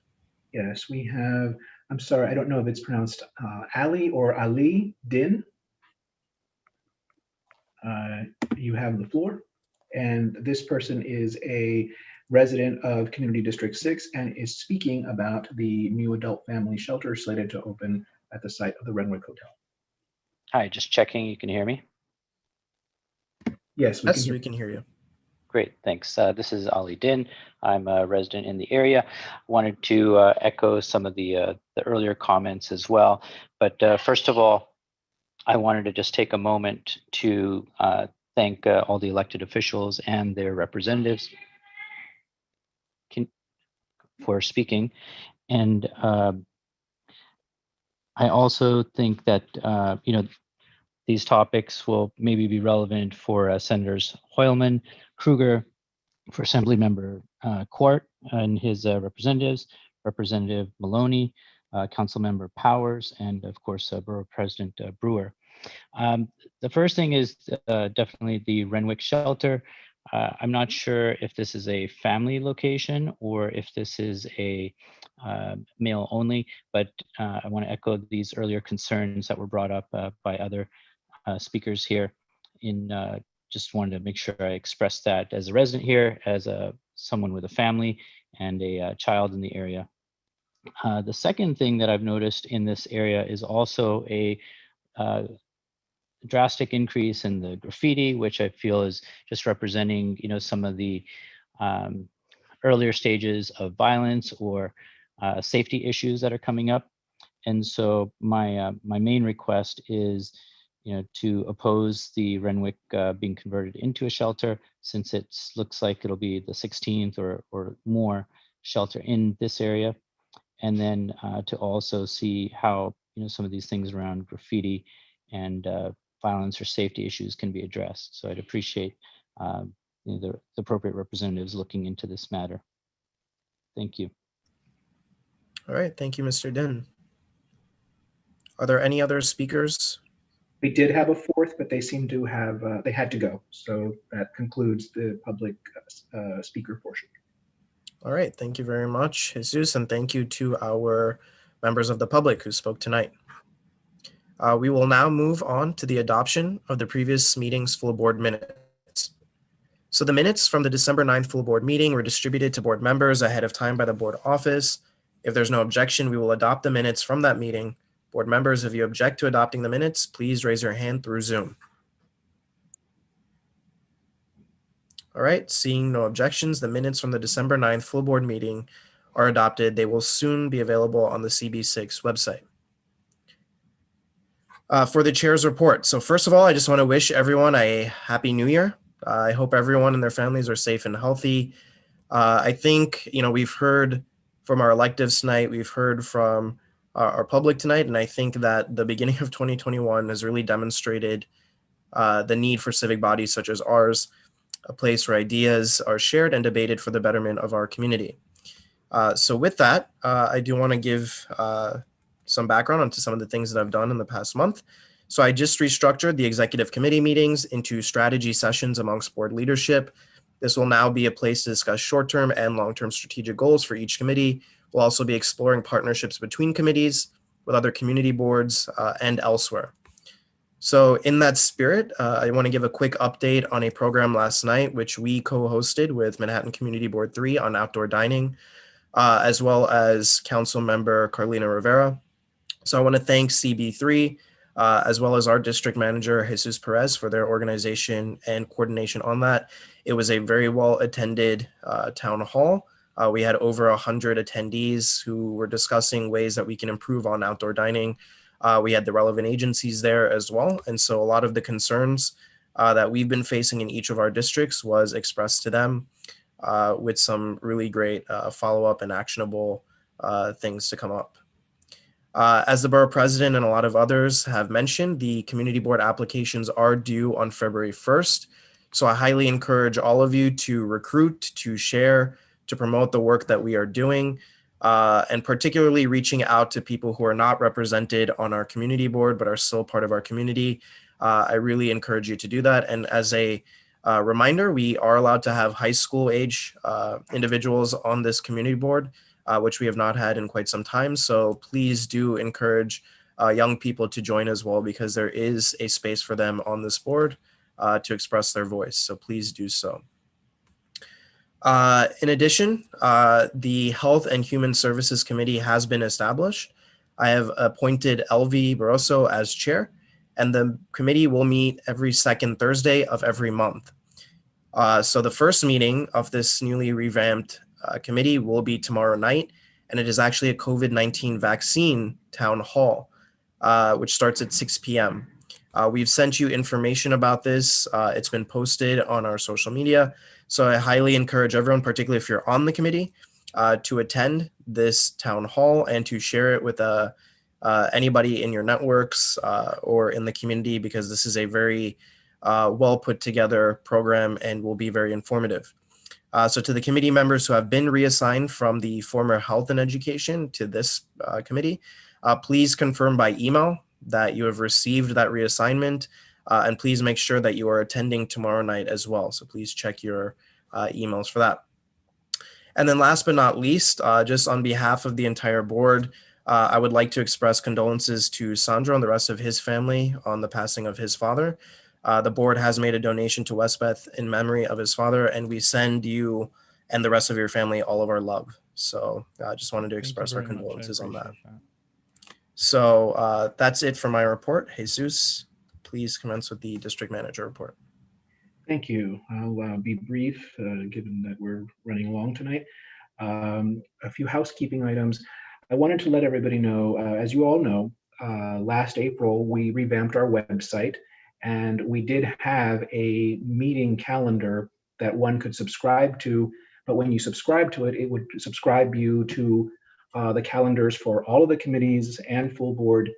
And when the new website came on online, it let you choose which committees' calendars you wanted to subscribe to. Some people did subscribe to the old calendar, and that kept working even after the new website launched. But we got some calls from folks saying that their calendar stopped working because that calendar was retired as of December 31st, 2020. So if you subscribed pre-April 2020 to that calendar, it will not work anymore. So if you want to make sure to keep getting CB6 meeting info pushed to your calendar, subscribe to the new calendars. They're all individual, so if you want all of them, you'll have to subscribe to all of them. But if you go to our website, I know Borough President Brewer was talking about clunky city websites earlier in her report. One city website that is not clunky, I'm proud to say, is the Community Board 6 website. It looks very nice, and you go click on calendar, and you'll see information for all of the upcoming meetings that CB6 has. And you'll notice every one of these boxes for the meetings, every committee has one, has a subscribe button. All you got to do is press it, and you can subscribe to our new calendars. So if you have questions about that, you can always reach out to the office, info@cbsix.org. Secondly, if you have not done so, please subscribe. Please fill out the doodle polls for writing minutes. The board chair has asked that every committee have a designated minutes taker and a designated backup this year. So if you haven't filled those out yet, please do.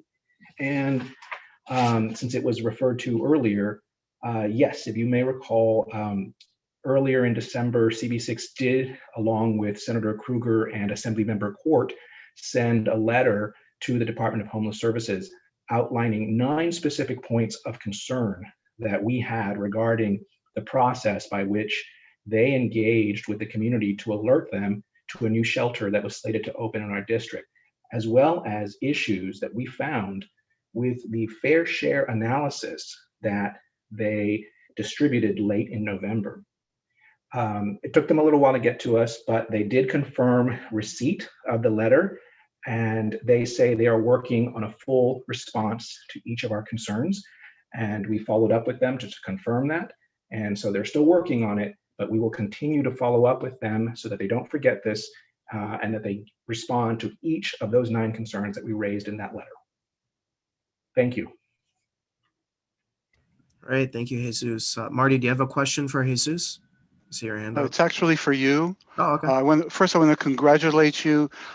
Since the bylaws changed back in 2000 when we made a term limits on committee members, the whole idea was for newer members to be chairs of committees. And this is the very first time we don't have a former board chair as a chair of a committee. And I salute you on that. There was a number of comments between the electeds and the people who signed up in regards to public safety. I did not see in the rearrangement where public safety is. It used to be a committee. Yeah, so to answer that, I'll actually be reporting that on my next full board. We are in the process of creating a public safety committee, which is devoted to such issues. And I'm working with the chair on how that will be structured and issues that will be discussed. Some of them have already been discussed tonight. But once we have a clear picture of that, I will share that with the board. But yes, don't worry, that is still. Yep, thank you. All right, we will now hear from our board treasurer, Brian Van Nieuwenhoven. Hi there, I'm waiving my report. If you have any questions, please raise your hand, let me know. Okay, thank you. Seeing no questions. We have now arrived at our committee reports and resolutions. In order to conduct an efficient meeting, let's observe a few ground rules, which I described before, but just as a reminder, first, no one may speak until granted the floor. 2, board members, if you have any questions or wish to make a motion, please raise your hand through Zoom. 3rd, the chat function should not be used for board business or questions about agenda topics or conversations. Any remarks should be made on the record by raising your hand through Zoom, and chat should only be used to alert us of any technical difficulties you're having or to state in writing information, like an email address, that was already stated aloud on the record during the meeting. Next, when a board member is given the floor to speak, I, as the chair, will identify you, and votes for resolutions will be conducted by roll call. We are also required by executive order to create a verbatim transcript of the meeting, so please keep questions and comments succinct and germane to the discussion. Okay, so we are again using a digital ballot tonight. The CB6 staff will post a link in the ballot in the chat. Please open this ballot, select your name from the list of board members, and select your vote on each resolution as it is presented. So that means please do not hit submit until later in the meeting after the final resolution has been presented. At the end of the meeting, once you have indicated all of your votes on your ballot, only then should you submit the ballot. You will not be able to submit the ballot unless you vote on every resolution, and if you plan on abstaining, please select abstain. Final vote counts will be announced after the second roll call, so please stick around for that. If any part of our voting procedure is unclear, please raise your hand through Zoom and we will address your question. Okay, I'm not seeing any questions. So first up, we have Environment and Parks. Kevin, you have the floor. Thank you, Kyle. We did have a January 5th Environment and Parks Committee meeting. I do hope it showed that the committee is deeply committed to deeply addressing environmental issues. And as Borough President Brewer teased, we addressed Stuyvesant Town and Peter Cooper Village Management's planned installation of a second combined heat and power plant, or CHP plant, under a garage on the Stuytown property on 20th Street near First Avenue. Now, concerns were expressed about emissions and other elements of the project. We had invited to the meeting Stuytown Management and the Stuyvesant Town Peter Cooper Village Tenants Association for each to give a presentation on the CHP plant development. Tenants Association President Susan Steinberg and Vice President Ann Greenberg led the association's presentation. Now, among the issues Susan raised were downwash from the second plant's chimney and questions about zoning regulation. Among the issues that Ann shared were concerns about potential negative air impact, and included in her presentation a report that the district already has some of the worst air in the city. Now, Stuyvesant Town Peter Cooper Village Management's presentation was in the form of a memo from Chief Executive Officer and General Manager Rick Haydick. It included the suggestion to have a working group with representatives from the Tenants Association, electeds offices, and CB6. The Tenants Association agreed this is a welcome step forward in the addressing of concerns. Now, representatives from the offices of Councilmember Powers and Public Advocate Williams expressed their continued support of further dialogue between management and concerned parties. We had a fair amount of questions from residents. Shout out to Committee Vice Chair Jeannie D'Onofrio, who helped keep the Q&A session streamlined and fruitful. Now, I know Rick Haydick has been before this board on multiple occasions, and some here may not know personal news that he shared a day after last week's committee meeting.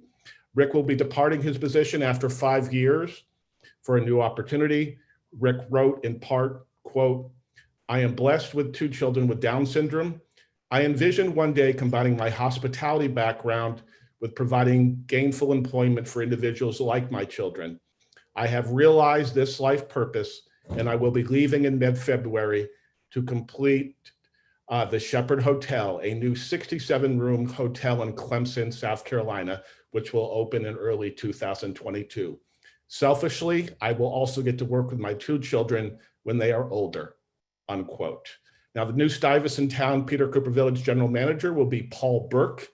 The committee looks forward to amplifying all community voices on the CHP plant and all other environmental issues. We want to help shepherd outcomes that will make those who engage with this community, plus the community's future generations, safe, healthy, and happy. Happy 2021 to everyone.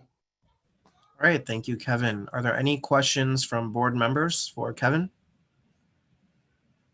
All right, seeing none. Thank you, Kevin. Next up, we have Youth and Education. John, you have the floor.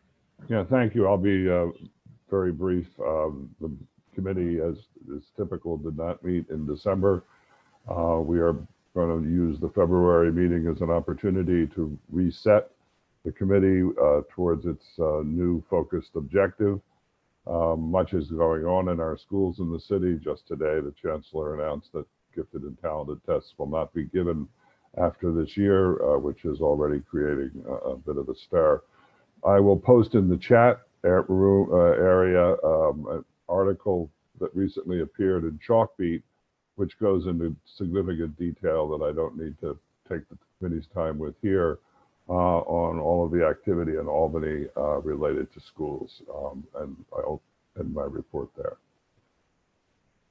All right, thank you, John. Are there any questions from board members for John? All right, seeing none, thank you, John. Next up, we have the Strategic Community Planning Committee. Kavitha, you have the floor. Thank you, Kyle. I'll keep it also very brief. We did have our January meeting. We had Collective for Community, Culture, and Environment attend as guests at that meeting and give a presentation on different methods for achieving affordable and equitable housing. We also, as mentioned earlier by Katie Loeb from Councilmember Rivera's office, did discuss the COPA bill and got a much more deep dive into that. So anyone who wants to know more about that, please watch our YouTube video. And in the upcoming months, we plan to focus on potentially other housing issues as well as healthcare, open space parks, and youth and education. So I will be reaching out to those chairs to try to collaborate on some of the upcoming topics. And then in the spirit of the committee's new name, we have another idea kind of in the formation for a future month visioning session to discuss more aspirational goals of each committee and compile and map those out and see what it looks like in a more comprehensive plan. But I will be discussing that more probably at exec. And please check out the Perlman Place site that we launched several weeks ago. I think we've gotten a lot of clicks, but it would be great to have our board members on it as well. I'll put it in the chat. All right, thank you so much, Kavitha. Are there any questions from board members for Kavitha? All right, seeing none, let's move on to Budget and Governmental Affairs. Reshma, you have the floor.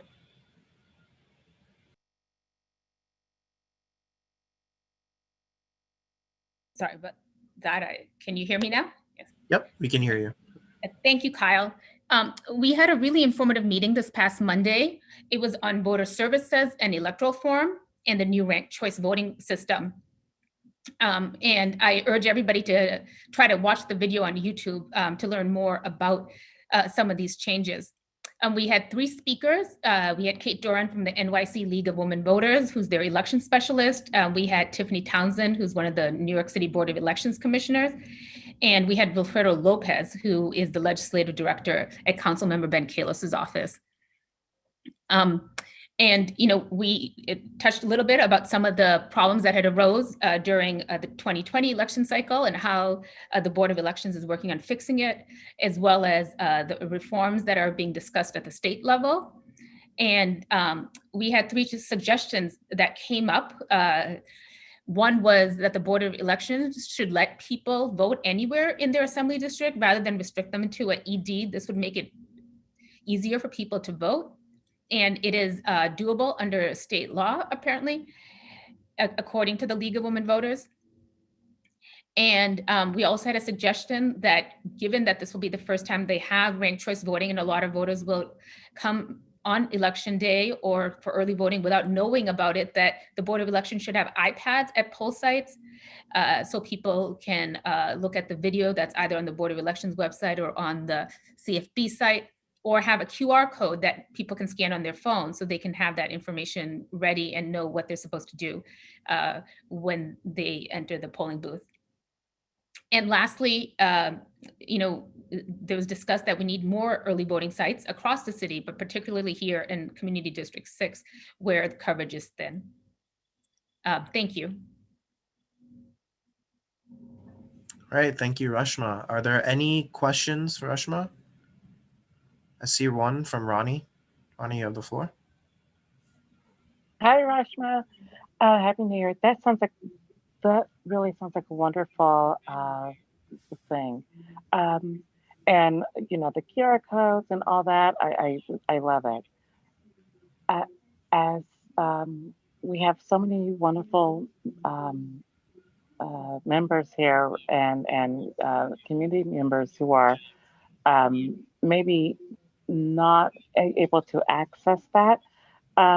Is there any possibility of just having monitors, just having that information on a loop at the site? Thank you. Thank you, Ronnie. That's a great suggestion of having a monitor, and we will bring that back. I will talk to Commissioner Townsend about it and see if that's something that the Board of Elections would consider. She liked these two ideas that we proposed, but she needs to bring it back to all the other commissioners, and I will add your suggestion to that list. Right. Thank you. Is there Oh, thank you. Thank you. We have one more from Jim. Hi, Reshma, or Chairman. I wanted to, just during the discussion that we had the other night, they mentioned that the state legislature is likely to adopt a voter registration by internet. And there are means to ensure that there can be signature verification via the internet. And I think it would probably be wise in afterthought after our meeting. It occurred to me that it would probably be wise for us to do a resolution insisting on some sort of, if we are to do electronic registration, that there should be some means by which there can also secure signature verification, especially after all this nonsense in 2020. Yeah, thank you, Jim, for that suggestion. And also some of these, recommendations from our meeting came because of questions you raised, Jim. So yeah, we can add that to the list. And, as you know, what was talked about during our discussion on Monday is one of the reasons why we didn't have the electronic voter registration this last cycle was because of this whole issue about how do we verify the signatures. Right, but now that it's a completely, the legislature is single party now, I think it's important that we emphasize it. Thank you. All right, and Asia, I saw your hand up. Do you still have a question or? We can't hear you, Asia. Okay, it takes a few button pushes to get the unmute to go. Thanks. I just wanted to mention I've been working on ranked choice voting, and they will be doing a campaign, like a voter education campaign, which will be on Link NYC. That's going to be rolling out over the next few months. But I do think that my biggest concern is going to be actually around the fact that I don't know how older adults who may have vision impairment are going to be able to really fill out the forms, because you can very easily fill out the wrong form. So I'm just curious if there's a way we can get that feedback back to the Board of Elections and see if there's some modifications that could be offered. Yes, I will definitely pass that along, and thank you for that. And also, I didn't, no one mentioned to the Link NYC to us, so that's actually great. I just heard it today, so yeah, it's actually great. A lot of people will notice that, and hopefully we'll get the education done that way. Yeah, great. Thanks, Reshma. Thank you. All right, seeing no other questions, let's move on to land use. Adam, you have the floor. Hi all, I'll be waiving my report for this evening. Thank you all. It was great to see you. Have a happy and healthy new year. Our next meeting will be on Monday, January 25th. Awesome. Thank you, Adam. And there are no questions for Adam and land use? All right, seeing none, let's move on. The housing and homelessness. Rich, you have the floor. Yes, I'm also going to waive my report since most of the things that I was going to mention have already come up. The only thing that I will say is that if you are someone who would like to take advantage of the eviction moratorium and you're not sure what to do, either the CB6 office or your city council member's office can help you file the declaration of hardship, which is available on the mayor's website of tenant services. That's all. Thank you, Rich. And are there any questions from board members for Rich? All right, seeing none. Thank you, Rich. Let's move on to business affairs and licensing. Claire, you have the floor. Thanks, Kyle. Hi, everyone. I hope everyone had a happy SantaCon free holiday, an okay new year so far, and are taking care of yourselves during this tumultuous time that our country is experiencing, but the light is there in front of us. So we had 3 establishments come to our December meeting. One of them was a class change, one was a renewal, and one was a new applicant. I'm I wondering. see if- yeah, I see a hand up by Brian. Brian, you have Bundle. Bundle. That's Bundle. seconded by Jean. Bundle. Okay, bundling all of these. So I think Okay. I'm not sure if the link came out to vote. So yeah, so the digital ballot is in the chat box. So either click on it or please copy and paste the link and put it into your browser. Once you have it open, we will mark our vote on the digital ballot for 7A, B, and C. Please do not hit submit once you have filled out your vote for that. And those of you who are not using the digital ballot, we will ask for your vote verbally during the second roll call. So is there a motion for 7A, B, and C, which has been bundled? So moved. So moved by Jim, Seconded by Seema. seconded by Seema. So we will now take a roll call vote on 7A, B, and C, which has been bundled. Do we need a roll call? No, people are using the I'll do ballot. it at the end then. Okay. So please take your time for 7A, B, and C. And while we are indicating our votes, Claire, do you have a report? I am going to waive my report with the exception of a shout out to Jeannie, who did all 3 resolutions in addition to the minutes this month. She is a superstar and I appreciate her, as does the whole committee. Thank you. Yeah, thank you, Jeannie. All right, any questions for Claire? All right, seeing none, we'll move on to transportation. Jean, That you would have- be me. Thanks. Okay, these both resos I think are very self-explanatory. The bus stops, just to clear up, they're only drop-offs. There are no pickups, so there'll be no delays for people using them or people using those streets. And there's lots of room with these bus stops. They're double and triple lanes, so there'll be no conflict between MTA buses and the couple of times a week these buses are using those stops. The SAMI law you heard Senator Hoylman speak about, so that's also self-explanatory. So that's what I got. Thank you to Ronnie for writing the reso on the buses. Thank you. All right, so we'll go back to our digital ballot. Please mark your vote.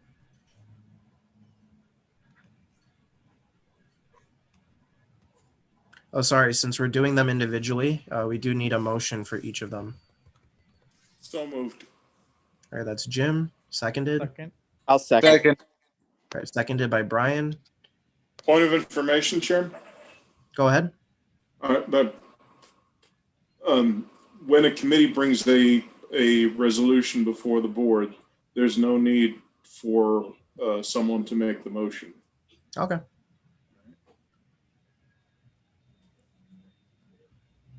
All right. It's assumed that the committee is making the motion. Right.